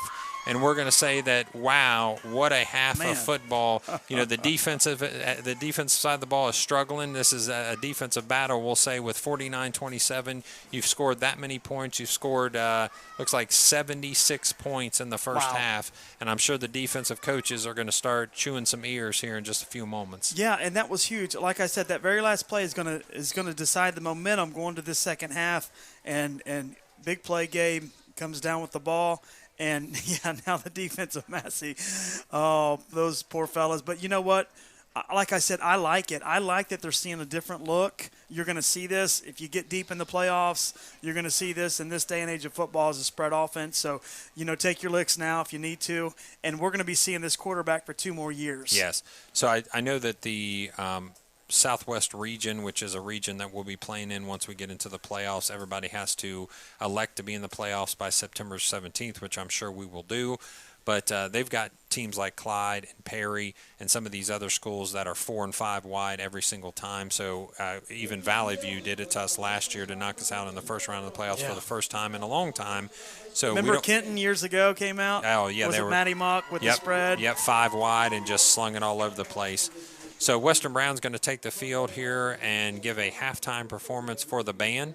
So we do want to allow for Campus Nation to show the Western Brown Band for all those watching on behalf of Western Brown as they get set up here. We're going to take a break in our commentating in the action to show the Western Brown Band. Congratulations, Broncos.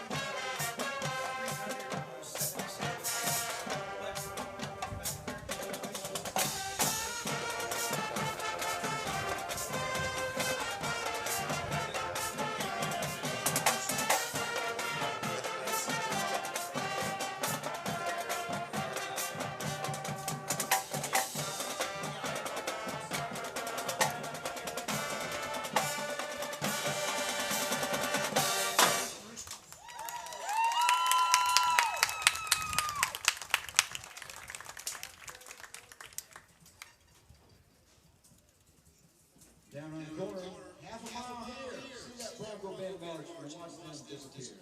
You know what time it is. It's the Doobie Brothers' long train running.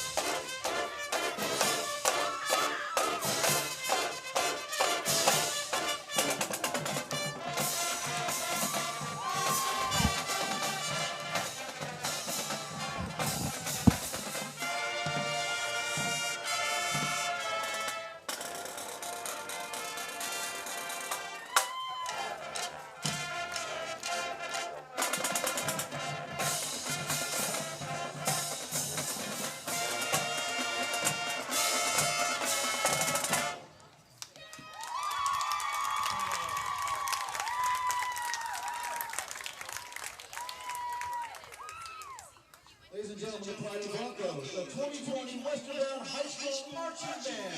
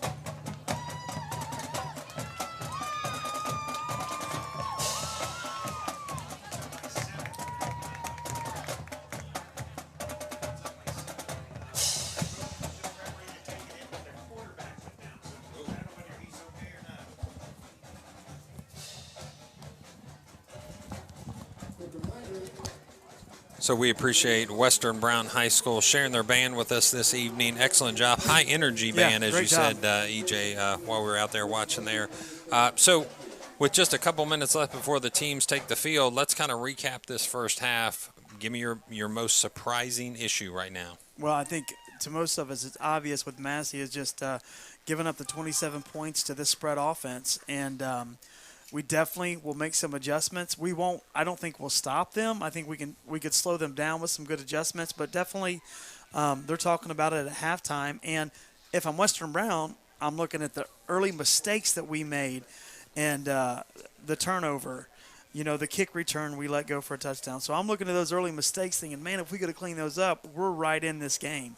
Yeah, I think they're excited about where they're at right now. If you're Western Brown, you had mentioned, as a conversation with Tim Cook, the AD, I said right before the game, they wanted to be within a few scores going into that fourth quarter, and right now going into the third quarter, they are just a few scores away. So I think they're feeling pretty good. I think they feel the 27 points is probably as good, if not maybe even better than they expected.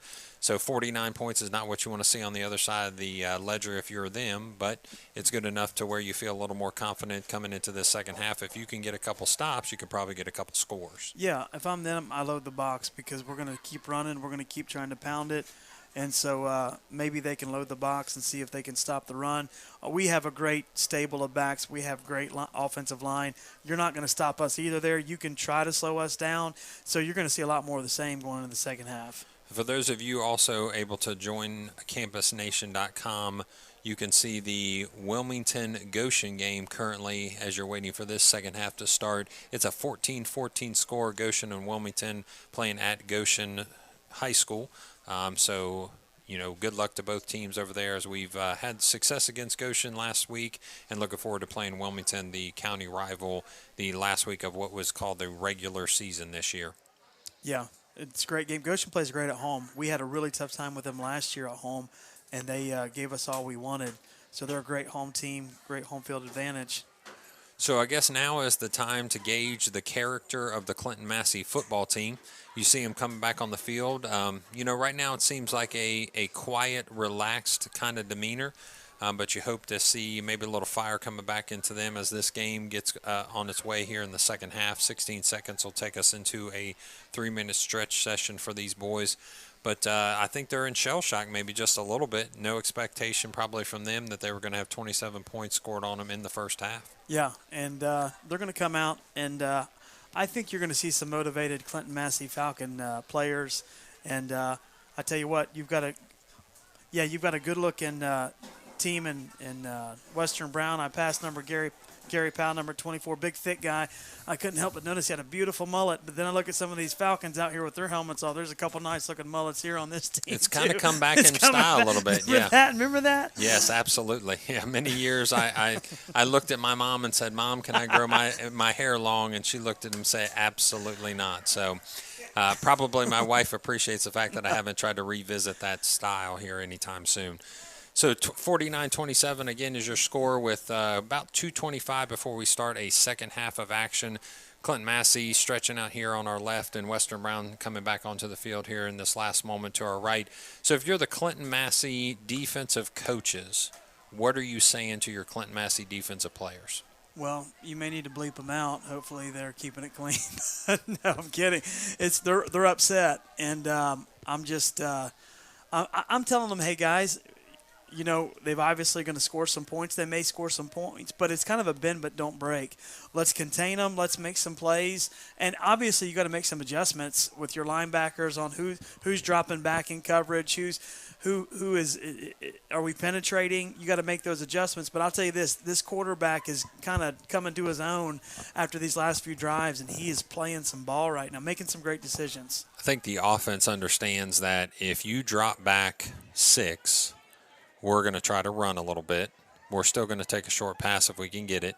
If you drop back 5, then we're definitely going to throw the ball with 5 wide. So, and Drew Novak has enough in his legs that he can not only be elusive if he gets flushed out of the pocket, but he's going to gain you a couple yards if you're going to try to run him on a quarterback draw. Yeah, he's deceptively quick, can make those plays, and he's just taking what they give him. He's taking what they give him. You had mentioned the big strides. Yeah. I mean, think about it. Really A kid's 6'6" almost, then 2 steps, and he's got at least I would say at least 2 or 3 yards out of that easily. So.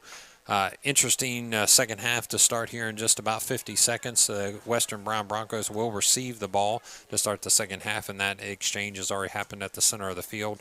The Clinton Massie Falcons will be tested on defense coming right out of this halftime. So we'll see here in about 35 seconds what the call has been from the defense for Clinton Massie. Best case scenario if you're Western Brown is you come out, you score, but then you have to follow that up with a defensive stand. Like the first series of the game, they had held Massie to a 3-and-out. You got to do that and score again and get right back in this game. Yeah, think about that. Without a muffed fumble return, That's a it. fumble return. I'm sorry, a punt return fumble. You have to clean it up. Yeah, this game is even closer. Yeah, and so I think if you're Western Brown, you're saying, guys, no more penalties. No more giving them points. No more, turnovers. We have to clean that up because if that's cleaned up, we could be looking at a tie ball game right now. And so Western Brown has to come out, score, and then have a stop. And they're right back in the game if they do that. What their offense looks like, they're going to hang. They gave up, 77 to Richmond last week? Mm-hmm. So they give them up, that's for sure. Massie could easily score 70 or 80 tonight. So we have people watching all over the country because of CampusNation.com's far reach. We have people all the way in San Diego, California. It says, Go Massie, go. Hello to Coach Dan and our sister Chris McSorley from Matt and Sheila listening out in beautiful San Diego. All right. And then we also have one last one here from Maddie and Sydney and Olivia Hudson are watching, and they say, Go Massie. Go Falcons. So we're going to start the third quarter here with Western Brown receiving the kickoff from Trevor McGinnis. He has his hand up. The sway has started. The ball is teased up at the 40. And let's see what this second half of football looks like for both teams. So a nice kick. Goes back to Chambers. He gets the ball at about the 2-yard line with long strides. He's able to make one person miss, a second person miss, now a third person miss. He's able to get a nice return to the 38-yard line. So if penalty's going to come in at the last second there from the middle referee, talking it over with the umpire just to make sure that we get this game to stay clean. I'm sure he doesn't want any late hits or any issues. So Clinton Massie... Maybe it's going to be called on Clinton Massie. Maybe a face mask or maybe as he's going down. Yeah. Gotcha. So not the way Clinton Massie wants to start off with a kick return that goes about 35 yards or 30 yards and then a penalty on top of that. So the ball is going to be set this time at the 47-yard line for Western Brown. So starting with a short field with this high-power offense is not the way you wanted to start. 47-yard field. That's it, folks. Trips receivers to the top of your screen. Dual receivers down here at the bottom. Drew Novak gets his line set, yells at the play call, snaps the ball, takes one step back, throws, catch by number 1. And that is that Chisman? Yep, yes. Chisman gets the ball. And they're content to dink and doink. Absolutely. I mean, just 5-8 yards, all the way down the field, and then exploit you if they can see an opening. So great patience out of this quarterback. You never know by watching. He's a sophomore. Novak's going to push his running back Chisman out to a trips look to the left. Slings the ball out wide, number 5. Nothing there. Good gets coverage. One hand on it, so Logan Campbell gets one hand. Again, height is going to work to the advantage of the Western Brown Broncos because of the shorter in stature defensive backfield of Clinton Massie. But And Van Hoos has the speed to hang, but it's just that size on those jump balls. Yeah, you can't stop, just like in basketball, you can't stop a 6'8", 6'9" guy from rebounding against a 5'10" guy. So Novak gets the snap, 2 steps back. He's released out of the pocket. He goes ahead and tucks the ball, takes it to the right. He's going to go out of bounds and save himself a hit. He's going to get a first down in the process. So Western Brown moving the ball on their first series of the third quarter with 11:17 left in the third quarter. They're moving from right to left on your TV screen. Powell, the number 24 running back receiver, sets up on the left-hand slot. Chisholm gets the ball. He's tackled by Van Hoos with just about a yard, maybe a yard and a half to gain. Then he's going to come off of the sideline there. It looks like his knee brace has slid down to his ankle. So he's going to take just a second where he takes a play off and gets that set. And the run's not going for them. A couple draws have worked for them, but right there, we make the play. So they'll be going back to the pass on this down for sure. A.J. Graham into the game for Western Brown Broncos. Campbell to the right. Ball goes to Campbell. He snags the ball out of the air, and he's going to beat Cody Zantini to the end zone for a touchdown. Campbell set up on the far side of the field on the right hash. Too. Wonderful hands. Man, beautiful nice hands. So I see why he's #1 target. Yeah, I imagine that that play's been run in practice numerous times against this Clinton Massie defense. It has success. So imagine if we don't make that touchdown at the end of the half. We're a 1-touchdown game right now. Yeah, 49-33 with the point after attempt to come by Grimes. If you're the Western Brown offense, you're believing. You just need your defense to step up and make a stop. So Grimes with the kick. Low kick, but it's good. So that's going to bring it up to 49-34 with 10:39. So much like probably the game against New Richmond last week, it looks like either defense is struggling right now to make a stop. Yeah, a 47-yard drive there. All but a couple were passing yardage. Yeah. And if you're Western Brown, you want to come out here and get this 3 and out, get a stop here for your momentum, for your just your psyche. You want to make this play, but Massie, you can't afford the way they are rolling. I don't think they've punted in the last 5 drives. I think they've scored every single time. Yeah, there's absolutely no reason why you don't believe at this point that you can continue to score. So now the question is, put it on your defense. It's kind of like when a good pitcher settles in after, if you can get to them early, but then like you take these great aces like Castillo and Sonny Gray, and once they lock in the rest of the game, I kind of feel like that with this quarterback. He's locked in. And if we stopped him a little bit early, but man, this team is locked in and he is impressive. Yeah, he's doing a great job, especially with his brother on one side, Logan Campbell on the other, Chisholm running the ball when he needs to. It's a multi-threat offense. So Grimes slowly gets up, and a squib kick goes out of bounds. That's going to add some yardage for us. Yeah, Blake Ireland was almost going to touch that ball, but he recognized it was going out of bounds at about the 30-yard line, so that's going to bring the ball up just a few more yards, as that's a penalty in high school football to go out of bounds. So we're going to get the ball at the 35-yard line to start this 36-yard line, actually, to start this drive for Clinton Massie. So if you're Clinton Massie's offense, you can't by any means rest on your laurels. You have to continue to score. No, they're putting the pressure on us, and we need to come out here and march down here, which I think we probably will. But if you're Western Brown, you want to get a stop. You want to do something to get your momentum carried over to that offense. It'd be a huge momentum shift if they were able to make one stop here in the second half. So Carter Frank with a wide opening knocks down 2 men as he gets a nice lean forward, and that's going to be a 13-yard, almost 14-yard run to start the first down of the first series for the second half of Clinton Massie offensive football.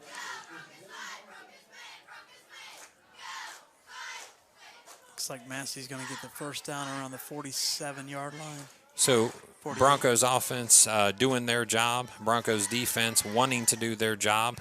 Doesn't seem like they have a lot of guys going both ways, actually. In fact, it looks like they have very few that are on both sides of the ball, so they should be fresh. That'll help them. Where in the fourth Clinton quarter. Massie this year actually has quite a few people going on. Oh, my goodness. Going on the second half. So So this is going to be an interesting call. So a lot of people think horse collar But tackles it looked like his jersey almost. in high school football are actually not illegal unless that rule has changed in the last year or so. I was unaware of, but in high school football, horse collars are actually not illegal. They make them illegal in the pro sports and in college. So they could waive this off potentially. They could. So the issue is that, you don't want to injure a person that's making multi-million dollars a year. It looks like they're probably going to waive this one off if the call is a horse collar. Now, if they said they got his face mask or underneath his helmet. Nope, no penalty. They're clapping. They're waving that off. So, and honestly, if that was the call, if it was horse collaring, that's the correct call. But what about Yeah, stayed on his feet still. Stayed on his feet. So kept rolling. He was brought down initially, but he put his hand in the ground and made a spin and then put himself back forward. So getting a couple yards there on first down, double slot.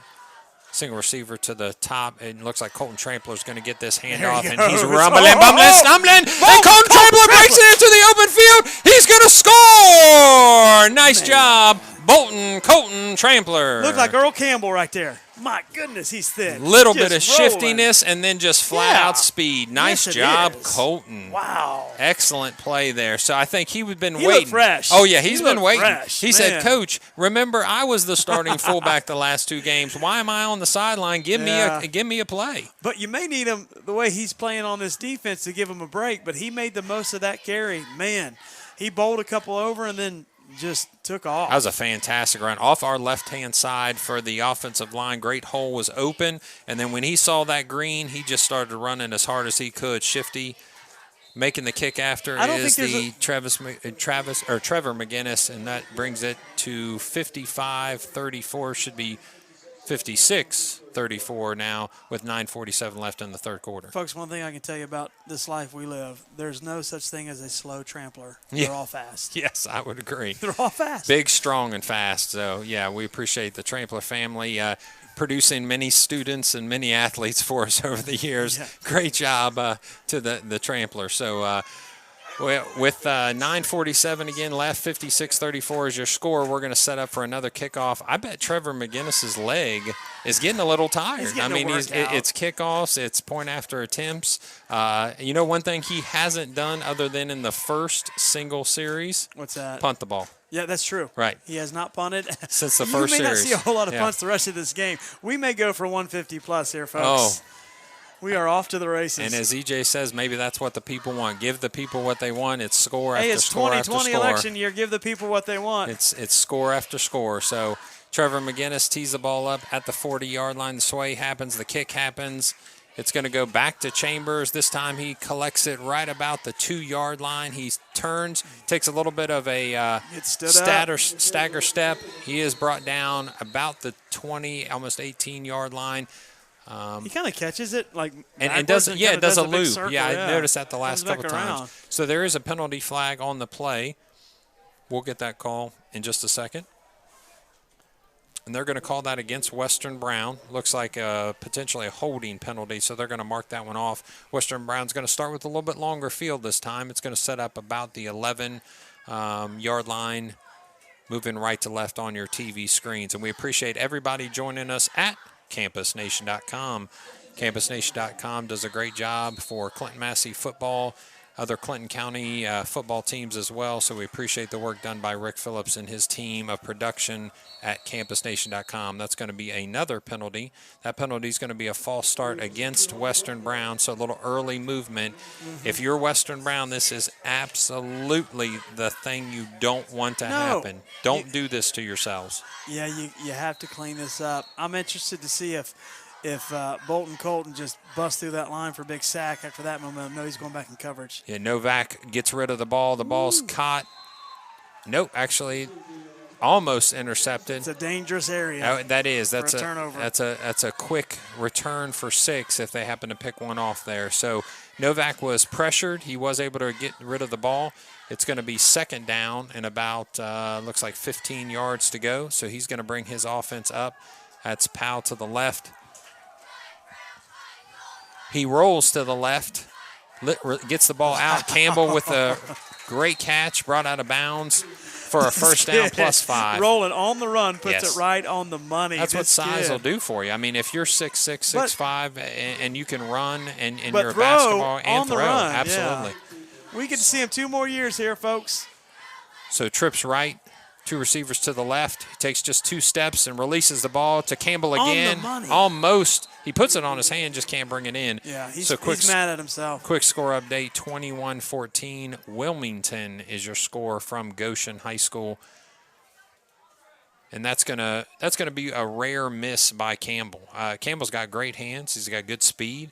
He's kind of a hawk for the ball. Hands. So he's on the interior of this 2-receiver set on the lower part of the field. Novak swings it out to number 1.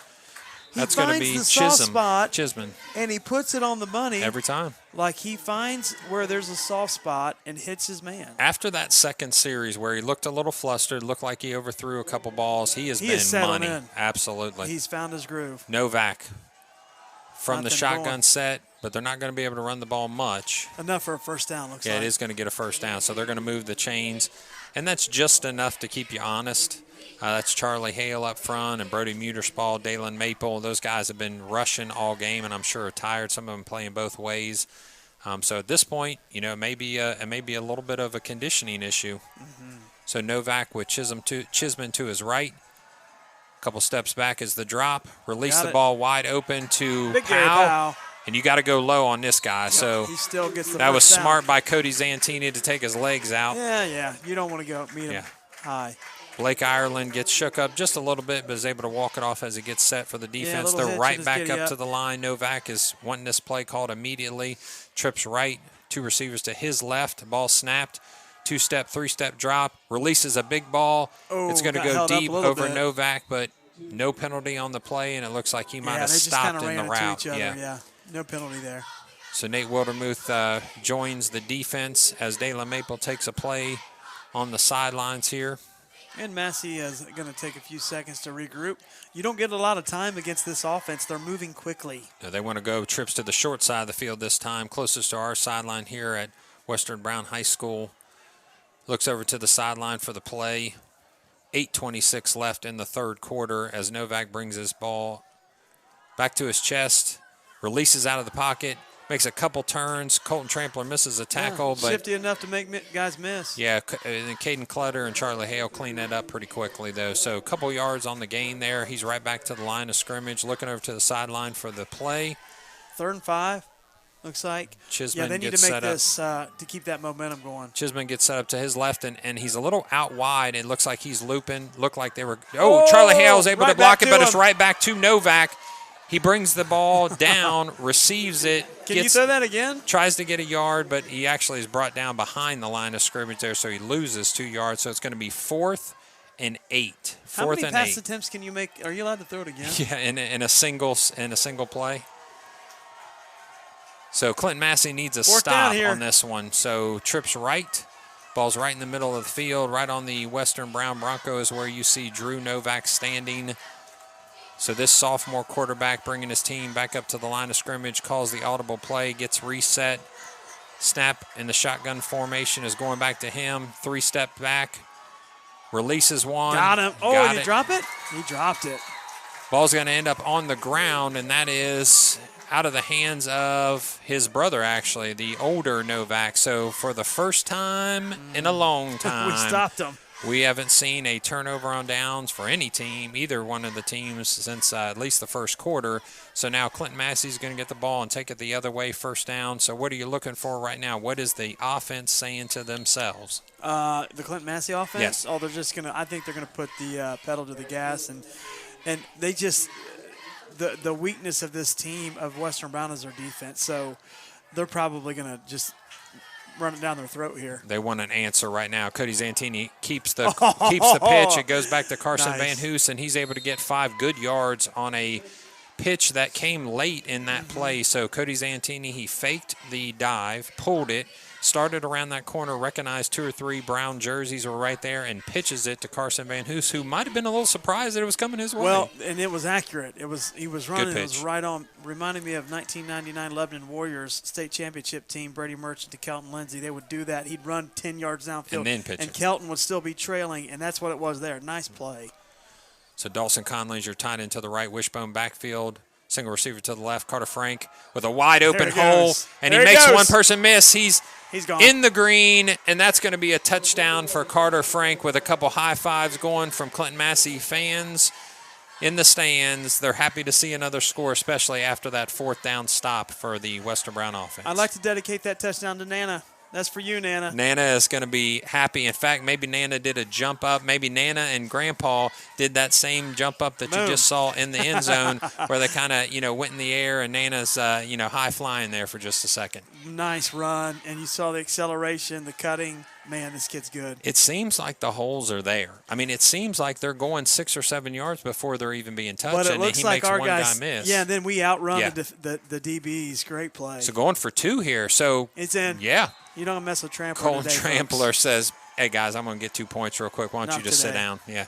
You may hang 40 or 50 on us, but We're shooting for 70 at this point. So yeah, easily. 6:58 left in your third quarter. 64-34 is your score. Now, it is getting a wide enough breath here that you could have a running clock be instituted here in just a moment. So which is 30? 35 points. Oh, yeah. Is it 30 or 35? We're going to figure that out. We should know that, ladies and gentlemen. So but we're going to get you a team, they reading can close on that. the gap. 30. Okay, so it looks like we should have a running clock starting now in the third quarter. But as you said, EJ. Yeah, they'll close the gap quickly. Yeah, they will close it quickly. If this quarterback and this offense has anything to do with it. Yeah, and once you go back under that 30-point margin, the clock will stop on the downs and when it normally would, basically. So Trevor McGinnis tees the ball up the 40-yard line.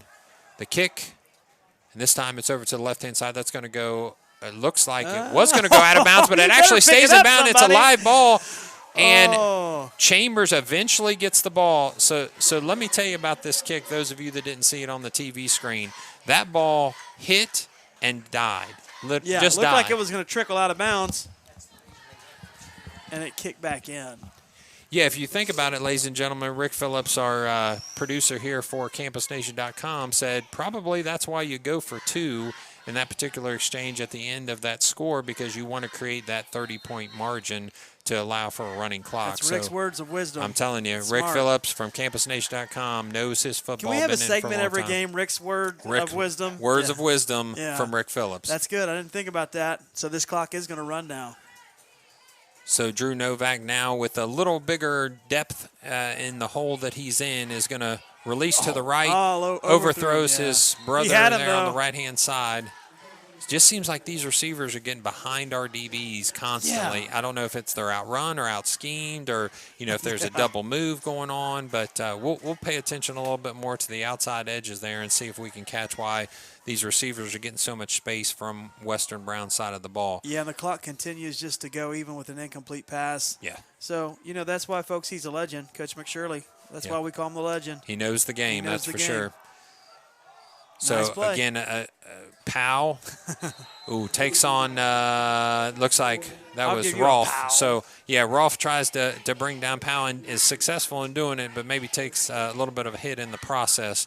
First down, that's a first down. First down for the Western Brown Broncos. Defense gets set. Carter Van Hoos comes with tight coverage on the slot receiver, which is Campbell, staying tight with him. The ball goes to Campbell, but Carson Van Hoos is right there to make the tackle.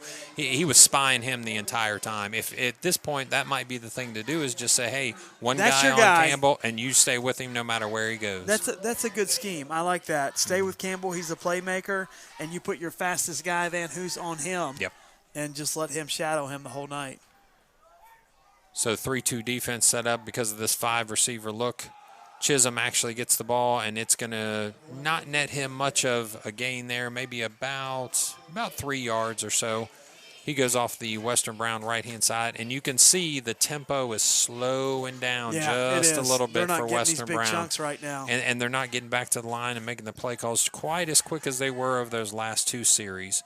Blake Ireland, your defender on the right-hand side closest to our play. Oh, it's actually going to be stopped. Play is going to be stopped right now. A timeout is called by Clinton Massie. And while we have this timeout, we want to thank our sponsors. One of them is Sam's Meats. Football fans, stop by Sam's Meats located here in Wilmington, Ohio at 1209 West Locust Street. To support a locally owned and operated business, Sam's Meats has fresh chicken, pork, beef, along with deli cheese and lunch meats. Their meat deals are a great way to buy meat in bulk, helping to save you both time and money. The dining room is open for you to enjoy homemade hot bar meals and their made-to-order grill menu. Sam's Meats also offers catering, party trays, and a variety of homemade desserts. Open Monday through Friday, 9 a.m. to 6:30 p.m. and 8 a.m. to 6 p.m. on Saturdays. Go check them out, and while you're there, get 5 pounds of bacon. Boy, man, that sounds wonderful. I mean, you right might as now. well go big if you're going to get Sam's Meats bacon. My suggestion, I think Go there should big or be. go home. I think there should be a 5-pound Baker Bunch Oh, that's at good. Sam's Meats. So now. we go in and we ask for that. Give me the 5-pound Baker Bunch, please. 5 pounds of Sam's Meats quality bacon. We appreciate their support. Rest of our sponsors we'll get back to in just a second as Clinton Massie takes the field again on defense with Drew Novak, sophomore quarterback for Western Brown. He takes the Nice snap, cut. and then he makes a couple moves and is able to get good yardage He's a there, which will shifty be a big first fella. down. And that's something that you maybe see that they could have taken advantage of all game. They've had a couple quarterback draws, but they haven't gone to that well too much. Again, you don't want to take your quarterback's chance of getting hurt. Yeah. Chisman's to his left. Ball snapped. He rolls to the left. Sees an open receiver, which is Wow. Campbell. He gets Nice the ball, but he touch. immediately goes down. And actually, he's going to stay down for just a second. Looks like he might have got the wind knocked out of him. And why we have this injury timeout, let me tell you about TinCap. TinCap is more than just your locally owned hard cider company. TinCap offers handcrafted hard ciders along with local craft beers, cocktails, and pizza. TinCap leads the area in entertainment, offering large TVs for big games, just like this one, big scoring games of the Western Brown Broncos versus the Clinton Massie Falcons, the largest outdoor patio with covered area and a large stage for live music. Join your friends at TinCap, where there's always serving up smiles by the glassful. See you on live music Saturdays and Trivia Tuesdays at TinCap, located at 59 West Sugar Tree Street in Wilmington, Ohio. That live music Saturdays, I know a guy that does color for Campus Nation that could probably hang with anybody there at the live music Saturdays. That would be my broadcasting partner, E.J. Lamb. If you ever seen this gentleman sing, I do live music this man Sundays can sing. He does live music at Sundays. the house of the Lord. He does a great job for us there. And then Collett Farms. Collett Farms, Pioneer Seed is a family-owned and operated seed dealership offering Pioneer brand products, seed treatments, and trusted agronomic advice for over 45 years. With the use of local data technology and digital tools, we help farmers maximize every acre's potential. Count on us there throughout the season, working directly with you. Collett Farms and Pioneer Seed, farmers just like you. And as we finish that sponsorship, Novak gets a couple. the He's held up defense by a big, yeah. is holding up there. Big Colton Doyle helping with that play to bring Novak down with just a couple yard gains. Second down, and it looks like 8 here in the 3:06 left in the third quarter. And between the running clock and the Massie defense, this has slowed down a lot. And they're eating up a whole lot of time, and right now still down by 30 points. Yeah. So out of bounds goes Van Drew Hoos gives him a Novak. little lick to think about there as he's going out of bounds. Yeah, in this particular set, that doesn't help him because the clock's still going to run even though he's out of bounds. So 2:44 is your time left in the third quarter. So trips to the left, 2 receivers to his right. Novak gets set in the shotgun position. Snap, 2 steps, steps up to throw. Wow. Number 1 Good night. brings that ball in. Number 1 is Chisman. Chisman is brought down at the 15-yard line. So again, This kid's got pocket presence, don't he? yeah, it just looks like, I mean, Jeez. scheme is very, very good by the Western Brown What offense. a player. You got young guys other than Chisman in there, so Chisman's their senior leader on offense, along with a couple linemen there. But, I mean, just good pocket awareness, like you said, to get out of the pocket enough to get clear to make that pass to number 1, who's been catching them all night. Powell's up next to the line. Looks like a run for Chisman. He makes one person miss. He gets into the teeth of the defense, which is going to bring him down right at the 10-yard line. So the Clinton Massie defense doesn't want to let it drop below 30, so this clock has to stop again. We want to get this game over as quick as possible. Setting up Powell on the left-hand side. Looks like a potential another run, which it is. Chisman gets a good chunk this time. He almost reaches the end zone, stretches out. He is down, and the ball's down. It looks like it did come loose there at the last second, but it's going to be on the 1-yard line. Yeah. Back to the line of scrimmage quickly is Drew Novak. Powell to the left of the offensive line. Chisman to his left. The ball goes to Chisman, and he is going to go in for the score. Nice play. You know, and it could be a case of too little, too late. But I'm telling you what, this team they're rolling now. They're in sync, and they're hitting their stride right now. If you're this young coach, this Nick Osborne, who again, and we mentioned at the beginning of the broadcast, 23 years old as a head coach, is extremely young to be a head coach. So we compliment him to have that on his resume this early in his career. So they're going to go to 2 here, but I think he says, hey, we've got to keep scoring, guys. I don't care if it's 30 and roll to the left. An interception, and that's going to stop that point after attempt. That try for 2 is going to go down, and it's going to be 64-40 is your score with 1:17 left in the third quarter. And that'll stop the running clock. Little coaching to Drew Novak to help him understand what the play should have looked like there from one of his offensive coordinator coaches there. But, they're doing a great job moving the ball still. Yeah, Didn't expect absolutely. that to you thought maybe there was a little give up in them maybe at some point in that last drive, but they decided to go ahead and, like you said, put the pedal back down. And with 1:17 left in the third quarter, 64-40 is your name. So we'll slow, or is your score. We're going to go ahead and slow that clock back down because we're under a 30-point margin. Yep, and looks like Western Brown's just rolling with this, and they are taking advantage of this Massie pass defense. And we will go probably back to the books and kind of reevaluate our defense here and see if we can make improvements here in the next few weeks, because we don't have a long season before we go to the postseason this year. Yeah, Matter of fact, 3 or 4 weeks. And if I'm guessing correctly, New Richmond, who we play here very soon, is also going to be a sling it and wing it sort of like they can offense. score. So possibly an onside kick coming. So it's a quick dribbler to Blake Ireland. He's going to try to cross the field. Gets tackled at the 34-yard line. He's going to be brought down by 3 or 4 Western Brown defenders there. So that's where the Clinton Massie offense is going to take over, 64-40 with 1:11 left in the third quarter.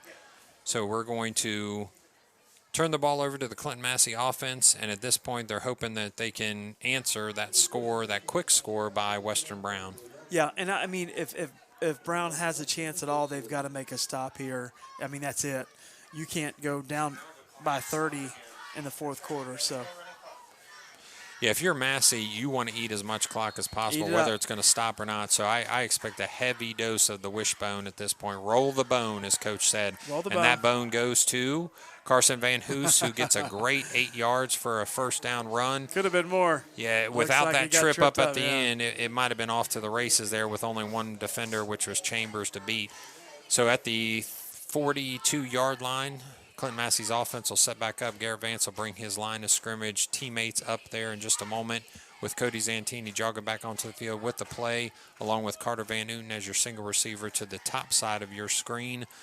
You got Joey Boffman there on the right side, Dawson Conley on the right side, Brody Muterspaw on the right side, snapped by Garrett Vance to Cody Zantini to Carter Frank to off to the races. He's score gone. Again.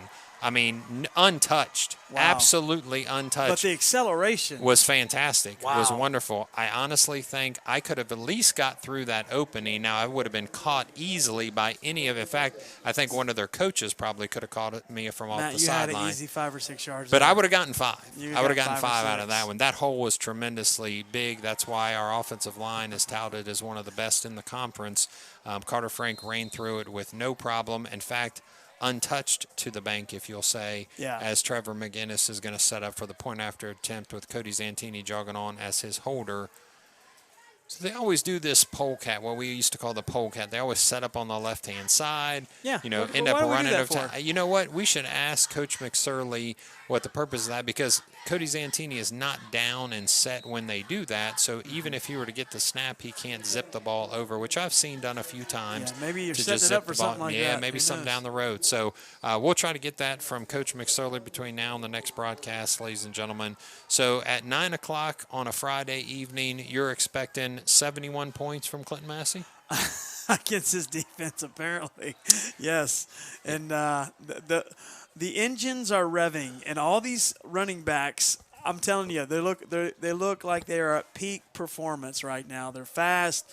They accelerate the line. Great line. And I don't want to fail to mention them. These dogs are blocking, and they are just setting it up. And I told you this. We're good. We're really good this year. And I think our defense right now, obviously our pass defense, a little work, but we're a really good team. Yeah, I think the point is that we're going to score. It's how do we stop the others from scoring? Because I don't think anybody, maybe on the Clinton Massie sideline, expected to come into Western Brown Stadium and let 40 points get hung on them and maybe more, because there's still a quarter and 24 seconds left to play in this game. Yeah. Chambers gets the ball, makes his strides towards the left hash, outruns Shane Baker, then takes the ball out of bounds on the left-hand side. But again, because of the margin now at 31 points, that's not going to stop the clock. So the clock's going to run out unless they were to call a timeout. Yeah, we got 71 points. They've got 40. I don't think we would have expected them to get 40. Coming in, I'd have said, we might give a couple touchdowns to this great passing offense. But to give up, 6 touchdowns already, they've lit us up. So time's going to expire on the third quarter with 71-40 is your score. We'd like to go back to our last sponsor here, John Robert Excavating. John Roberts Excavating, located in Wilmington, is a family-owned business since 1998. They are specialized and experienced in general excavation, sewer, storm, grading, field tile, drainage, land clearing, ponds, demolition, and paving. If you need it done, call John Roberts Excavating. Call John Look us up on Roberts. Facebook or call us at 937-382-1788. Again, 937-382-1788 for a free estimate. And those of you that want to send your shout-outs, let us know where you're listening from, whether you're rooting for the Western Brown Broncos or the Clinton Massie Falcons. That's 937-303-8069. Again, 937-303-8069. Brought onto the field is Drew Novak and his very highly powered offensive group. The ball goes to Chisman. He gets a few. We'll double-check that is Chisman. I know that he did go off to just for a second on the sideline to adjust his brace, but it looks like he's back in with no problem. Yeah, he got 5 yards on that first run. Now Novak will probably rack up some records in this conference the way he's throwing the ball. 2,000 as a freshman, and he's on pace for 3 or 4. If they can play 10 games this year, I mean, he is on pace. I'll be honest, I don't see how he doesn't get at least a look for Player of the Year at this point. I mean, the kid's got, we had mentioned before that he's already got 826 yards passing. At least 300 probably. I would say at least 300 plus tonight. So, I mean, he's going to be over 1,100 yards for his first 3 games. I think that puts him in the Player of the Year conversation right away. Yeah, and it'll be interesting to see how he finishes. And it's going to be fun to watch these matchups week 7, who they can draw. They need to win out. And, Western Brown probably has the potential, I don't know their schedule, to win out after this week, finish 4-2. Ball snapped. Nice fake. Yep, that's going to be a quarterback draw. But he is brought down. Close. Going to be a hard tackle by, looks like, who's number 23 for us there, EJ? That would be Bryce Seal. Bryce. Scaff, I'm sorry. Scaff, yeah, okay. Scaff, my eyes Yeah, are... good play. Good play by Bryce there. Young man joining the team late in his career as a senior, getting some playing time here late in the game. So, again, another quarterback That's a first draw. Down. That is a first down for Drew Novak. He just leaned forward. He's going to get it. So the mentality right now, I'm sure, for the coach is let's walk away with as many scores as possible. Is it possible that we could win this game? That looks a little bit tighter at this point with 10 minutes left, and 71-40 is your score. But we need to score a couple more times against this Clinton Massie defense to give guys confidence as they're going in to practice for this next week. So, Matt, do we know as far as when playoffs come in week 7, are there any changes in the rules for attendance, or are we probably going to carry this on through the rest of the year? I or do hope, we not know? We don't know right now, so we're hoping that they would give us any percentage more, and that's almost picked off by number 20 for us. Carter Frank. Carter Frank. Yeah, and he kind of didn't get over Carter's head. He made a good read on that play. Leighton Bell giving pressure on the middle of that defensive line. But we're not sure exactly if the governor or the health director is going to allow us for a few more people in the stands. We do hope that, as long as we can keep them safe. Yeah. So Drew Novak with a handoff to Chisman, and Chisman is met immediately by that flock of Falcons we spoke of earlier. Colton Trampler helping up his opponent there, which was Chisman, with the ball resting at the 40-yard lines. They're moving, but not as quickly. Yeah. It's slowing down for sure. Yeah, plays are not coming in quite as quick. I think right now it's let's do it right, not necessarily let's do it quick. So the offense gets set for Western Brown. That's going to be trips right, 2 receivers to the left. That 5-receiver set's what they've been using all night. Nice protection. The ball goes into the hands of number 11 for Matthew Fry. That's a 6 foot, 150-pound sophomore with potential, I think, his first catch for the evening. So getting some playing time again, another sophomore.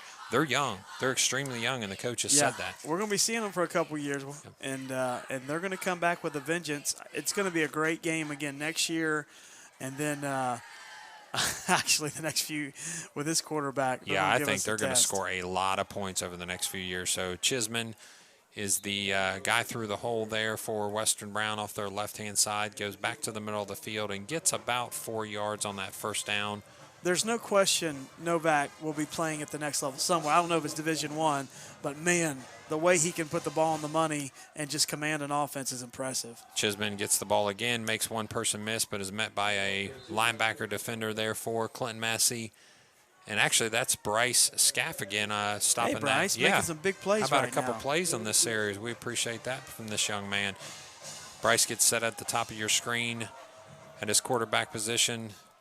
Ball goes to Chisman, so they're feeding that beast as much as they can. But right now, kind of interesting that they've decided to go up the middle these past few downs and run the ball. I guess they're just wanting to get out of here, no injuries maybe, and just get the game I would over agree. with. At this point, I would think they'd be chucking into the cheap seats. But, they're content to run the clock a little bit. Maybe we got a few inches to go for this fourth down. So fourth down and just a little less than a yard possibly. They're going to call this play. Drew Novak gets his offense set.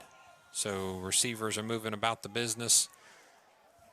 Looks like we have an update there. A final, Wilmington beats Goshen 21-14. So this play is going to get stopped, though, because it looks like offsides on Clinton Massie. So they're going to give him a few yards before this play gets going. So that's a little bit of surprise. Wilmington beats Goshen. Goshen is usually ranked as the season starts as the number 2 team behind Clinton Massie. So they've taken a loss to Massie last week and a loss to Wilmington this week. So Greg Mill and his staff over there probably reeling at that loss and frustrated, but I'm sure they'll get them back on the horse.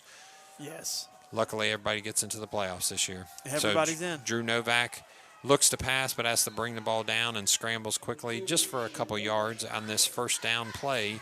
With 6:14 left in the fourth quarter, 71-40 is your score. For those just joining us from across the country. It is across the country. Yes, it is. 71-40 is your score. From Alaska to Florida to California. Been a high-powered,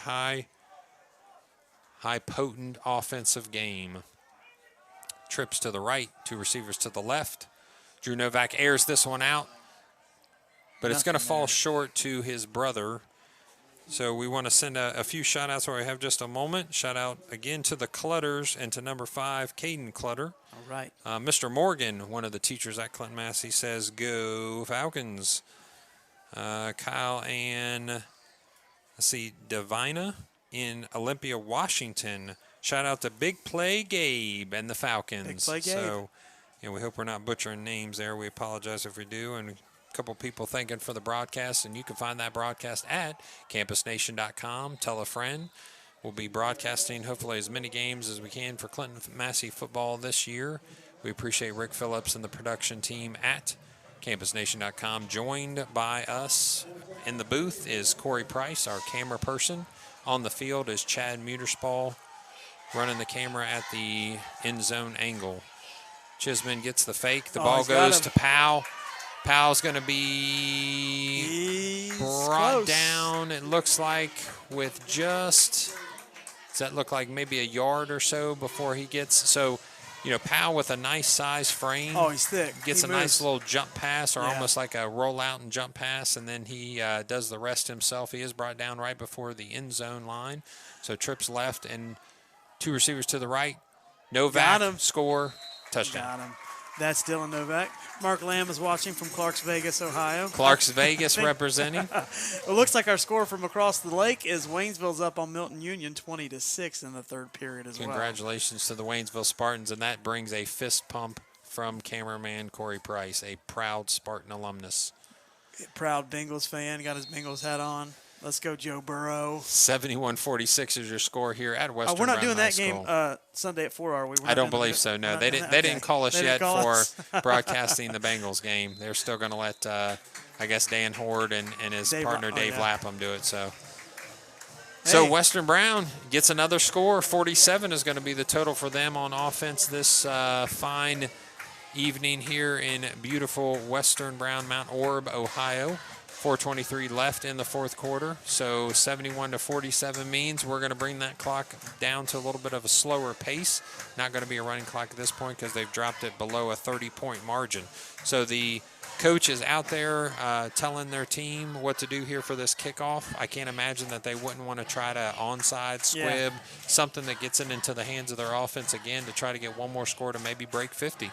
Yeah, I mean, if they can do that and hold us from getting 78 points at this point? 78, yeah. So they were unfortunately not able to stop New Richmond from getting 77 last week, so I'm sure that's a goal for them to reduce the amount of points scored on them each week. But we held them from 61, their average. We've held them so far. They have been a 60-plus per game average. So right now, if this game were to end as it does on the scoreboard now, 71-47, we'd be able to say that we at least kept them below that average. And honestly, EJ, I see why they score 60 points. Oh, my, So the ball is miffed just a little bit there, but quickly recovered by Clinton Massie, and I believe that's Gabe McDowell that's able to bring the ball back for Clinton Massie. So we see why they score 60 points a game. Yeah, I mean, if their defense could kind of shore up a little bit, you're talking about a team that could win out potentially with the next 3 games and get a couple playoff wins. They are absolutely phenomenal on this running this spread offense. Kudos to the coach and this team and the coordinators making this work. Looks like we're going to line up in the wishbone and give it to him here. Wishbone, Donald Brewer's your flanker to the left. Ball goes to Carson Van Hoos.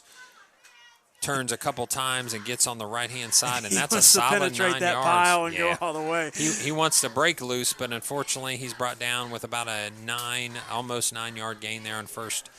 So it seems like off the right-hand side, pretty consistently 8 or 9 on that first down, and then all of a sudden Carter Frank's going to get the second play, and he's going to run 40 yards for a touchdown. Yeah, and that's it. They kind of hit that first set of players, and then they can accelerate out of that. And they've had great success, these running backs, and you never know. We could strike it. Our offensive, as far as running game goes, is just as potent, if not more so, than their passing. We're very good. Ooh, and that's gets tripped up. I couldn't see who that was, Carter Frank. That's Carter Frank, yeah. So as Trip we said, him up early, folks, because as he's we going to said, get loose. right back to Carter Frank on that next carry, and this time as they set up at the 41-yard line or so, Clinton Massie with a 71-47 lead. 3:27 is left in your fourth quarter. And they're taking their time getting this play in. No, that's a smart move. So Clinton Massie with the wishbone set, flanker to the right. This handoff goes to Carson Van Hoos on the loose, and he is on the loose, and he's going to score. So almost untouched himself. So it just took a couple plays. In fact, 1 play more than the last about 5 series in a row, where 3 plays is a score, 2 plays is a score. This time it took all of 3. I don't know if I've ever seen running backs this fresh and 3 minutes left in the fourth quarter. They're just so fresh and so explosive, even still. Absolutely, and they've run a lot of yards. I mean, Carter Frank's had a couple longer runs. Carson Van Hoos has carried the ball many, many times, and like you said, they still look very explosive. So sending shots out real quick to a former Clinton Massie Falcon, Jay Reynolds. We appreciate Jay Reynolds checking in with us and sending a shout out to the CM Falcons, a great assistant principal there for us at the high school for a couple years. Trevor McGinnis. It looks like just a missed opportunity there for the. Oh, he got it. He did actually get in. He's able to step with his right foot and cross the plane with his right arm out. And the ball goes across the end zone line, and he's able to get the 2 points. I don't think that was purposeful, but it worked anyway. Zantini the magician, Cody the great. And he kind of picks it up and quick, nice acceleration there. Yeah. So Carter Frank to the bank from Grammy and Gramps from Oregonia. So Oregonia representing. Lived there for 10 years. We love Oregonia. It's the best place in the world. Look out for Frank the Tank from the Shockleys. So Frank the Tank. I think people are trying to compete with your cheesy lines. They're sounding good. They're sounding good, though. I'm just you appreciate an amateur. That. They're sounding good. So before long. So is Nana, is Gramps on the other side? I think that's the other side of the family. Okay, so. we got to dedicate a touchdown to them later on in the season. Yes, we hopefully Carter will sides. represent the other side of Grandma and Grandpa there. So Nana representing, I think, from another part of the country. So that means that, actually, Nana, I think, is just from close to us as well. So you got the Oregonia side, and we'll say the Highland County side. Good stock. He comes from good stock. Absolutely. I can tell you that. We're appreciative. Actually, Mom works within the district, does a great job for us as well. So the kickoff, Trevor McGinnis boots this down to the 10-yard line. This time it's going to go to number 6, and he finds an opening. Little crease, yeah. But brought down on the play. Number 30, I believe that's Keck.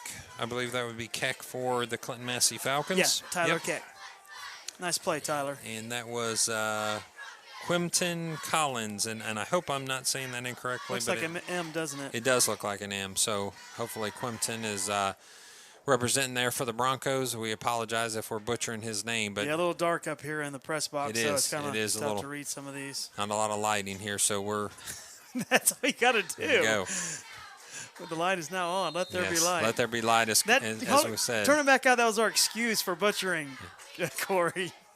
So now the ball goes into Chisman's hands. Yeah, they're just going to run this thing out, maybe. Yeah, he gets a 5, maybe 6-yard gain there to start the series there. So it's going to be 2nd and 5. They get back to the line quickly. But with 2:07, now 2:06 left, 79-47. So unfortunately, they weren't able to stop the scoring for Clinton Massie. So I'm sure the coach is not going to be happy that even more points were given up this week, other than New Richmond's 77 last week. 1:54 left. Powell to the right. They're going to air this one out, and he's got a step on him, and he's got him. But Blake Ireland's able to bring him down. Big brother. Yeah, that's Big Brother. So in that particular exchange, though, Blake Ireland was about hip check with him. I think just the height got him on that one. Blake Ireland's going to go down on this one. Yeah, he's going to take a second. Yeah, take a breather, maybe a little banged up there, maybe. Yeah, I think he came down and maybe got the wind knocked out of him. Kind of went, I think, heels into the stomach there. Hats off to Western Brown, playing every down. They're obviously down 30 points here, but I like this engine, this motor. This will bode well later in the season. Never give up. Keep playing. They're running the ball to spot it. These guys are really playing a good game, this offense is. They've done a great job. When you score 47 points, you should be happy about your offensive output. The question is, what do you do to stop that? I guess the scoring or the issue that you're having on defense right now with 270-plus games. I'd take a couple of those athletes on offense and say, yes. Hey, come over here. And I think Gary Powell may play both ways, but maybe a couple more of those athletes and say we need some ball hawks on the defensive side. Yeah, they're doing a good job for Western Brown. That'll be trips to the left. 2 receivers, which would include Powell and Novak to the right. Drew Novak, the younger brother, gets the snap from the shotgun position. He steps up, and to his brother again, he overthrows that one. Kind of had him sealed off. Yeah, Carter Uten was able to get behind him and stay behind him, but this time the ball was overthrown. So they'll start with a 1:11, 1:10 now left, 2nd down and 10. But if you're a Western Brown fan, alumni, you got a lot to look forward to. Absolutely. Man, you got a lot to look forward to. Yeah, you're young for the most part, other than losing Chisman, which is a big loss as a leading rusher for the SBAAC. You're still going to have a lot of fire in that offense. So the ball goes outside and over the shoulder of number 1, which was, that is Chisman, actually. Yeah. That's Chisman, so great job. And I don't know if there's anything you can do to look like that was Braden Roth there.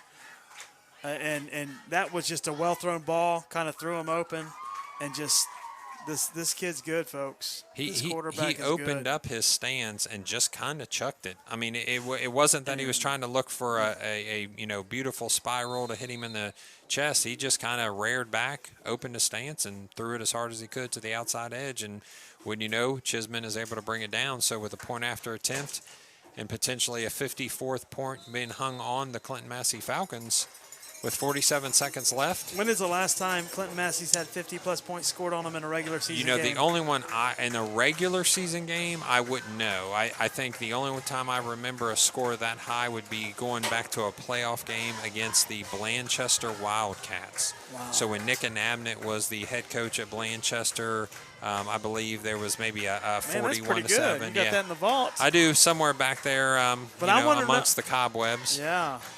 But, yeah, 54 points in a regular season game. I don't know if I could recall any time in the But like you said, these DBs, they've been picked on a little bit, but they've stayed with some of these receivers stride for stride. But like we mentioned earlier, these receivers are 6'3", 6'2". They can go up and make the play, and it's a baptism by fire into this defense, into this offense tonight. Yeah, there's a couple sayings in the basketball world. You can't coach 6'8", meaning you're either 6'8" or you're not. You don't get all of a sudden good when you're 6'8". You're just 6'8". So, I mean, when you're 6'3" and you're taking on a defender that is a little bit lower than that, and even with hands extended, you can reach over top of that person, then that means you're going to have an advantage. That's all there is to it. I mean, that's nature right there. So, at this point, it's not been a lack of scheme or effort. It's the fact that actually, so the ball bounces twice, once into the hands of a Clinton Massie Falcon, out of their hands into another set of hands for the Clinton Massie Falcons. And that ball is eventually recovered, and Clinton Massie will have the ball, I would assume, take a couple knees and get out of here with a lot to talk about. What do you? I was going to say, what do you say if you're Coach McSorley? What do you tell your guys? Are you happy? Or are you kind of like, guys? No, you're certainly not happy. You scored 79 points, but against a defense that's given up 70 last week and 70 this week, you're not thrilled that even with a 79 point, and we're going to get one more score. Carson Van Hoos says, no, we're going to break 80. We are absolutely going to break 80, and number 6 takes it to the house. Good morning, good afternoon, and good night. Good night on that one. So Donald Brewer takes a little tumble there. I think Carson Van Hoos was so excited that when they went to go chest to chest, Donald Brewer got a little worse for the wear there. So Carson Van Hoos with about a 52-yard run on the first play from scrimmage. I want to know our rushing yards tonight. Yep, 85 is what your score is now. You're now going to be 86 to 54. I dreamed of a world where there was no defense. Yeah. And then I woke up. It's this game. Yep, absolutely. We've seen that firsthand now. So Trevor McGinnis kicks the ball through, which is going to be 86 to 54 is your score with 36 seconds left. We said that Richmond will take your 77 and raise you to 86. Yeah, I think the Western Brown fans, for those of you that are watching on campusnation.com, are pretty upset, feeling that there's a unnecessary scoring going on by the Clinton Massie Falcons. So honestly, it looked like a ball that was just going to run up the middle. Yeah, just meant to go up the middle, and the C's parted. You're not going to tell these kids to take a knee. Definitely not. No, you're never going to tell a kid to just fall down in the process. No way. But I heard one of them yell karma, so they may have something for us next year, the year after. Yeah, maybe they feel like there's going to be some returning of the favor here in the near future, and there might well be. But I don't know. I'm with you. I don't know what else you do. You run up the middle. It's not other than take a knee. I mean, I'd be a little bit surprised that they didn't just take a knee there and let the clock run out. But, I think the mentality of play till the whistle ends. The last whistle is on both sides of the ball. So that's going to be 86-54 is your score with 36 seconds left. Ball is clearing the 20 into the 10-yard line. Scooped up by the Western Brown Broncos, number 3. That's Chambers. He spins, gets away from one defender, but then 2 or 3 other pile on top. And that's going to bring the ball with a penalty flag on the field down at the 18-yard line. And it'll be interesting to see once this game's over, pick up the newspaper, see what the stat line is for rushing and passing, receiving. It's being one of those big stat games. Yeah, most of the runs from the Clinton Massie running backs have been 50-plus. And there's been some throws of series full of, and it looks like Western Brown is content to let the clock run. Oh, they don't shake hands. They don't shake hands after this one. We had a little drama going on. It's over. So Western Brown coach does make his way over to the field.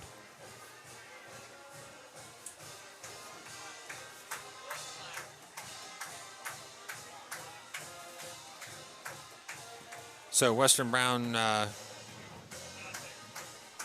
guess, had something to say to Coach McSorley, which at this point we're not supposed to be going across to the other side of the field to talk to the other team. Is that the head coach out? I don't know. I didn't get to meet Mr. Osborne in person, but that's a unique exchange at the end of the game when at this point we've been told that we're not supposed to communicate with the teams and shake hands. So, well, this is kind of how rivalries go. yeah, I'm interested to see what the response is when asked about what was said towards their the other coaching staff there. So, we appreciate you joining us again on Campus Nation. So, campusnation.com with a great production again of Clinton Massie football. We appreciate the time that you've given us this evening. I appreciate my color commentator, E.J. Lamb. Hey, had a good time. Production staff, Rick Phillips, Good Corey job, Rick. Price on the camera, and Chad Muterspaw, our end zone camera aficionado at this point. We appreciate him as well. So just take us very quickly with just maybe a minute or so before we end the broadcast. EJ, what are you saying to your team after you got 54, I believe, finished on you, and 86 as a total on offense? Well, you're happy with your offensive effort, but you definitely go back and you figure some things out defensively. And you do it now, early in the season, before we get to a week 3 or 4 playoff. If we can get that far, you correct it now and you work on it. And if I'm them, I'm going to the spread in the practice, and we're going to practice against that. Right. And hats off to Western Brown, their team. Great Yeah, team. I think Western Brown, it doesn't really have anything to hang their head about. The score on the scoreboard isn't indicative of how the game went. I mean, they actually fought. They played hard. There was a lot of offense. The powerful Western Brown offense was shown here, close to 60 points as they've been averaging, so no slouch on the offensive side. Drew Novak's going to be and is right now a fantastic athlete. Absolutely. And going to be an even better quarterback over the next couple of years. So congrats to him, the rest of his team, which is still pretty young other than Chisman, that senior that leads their running attack.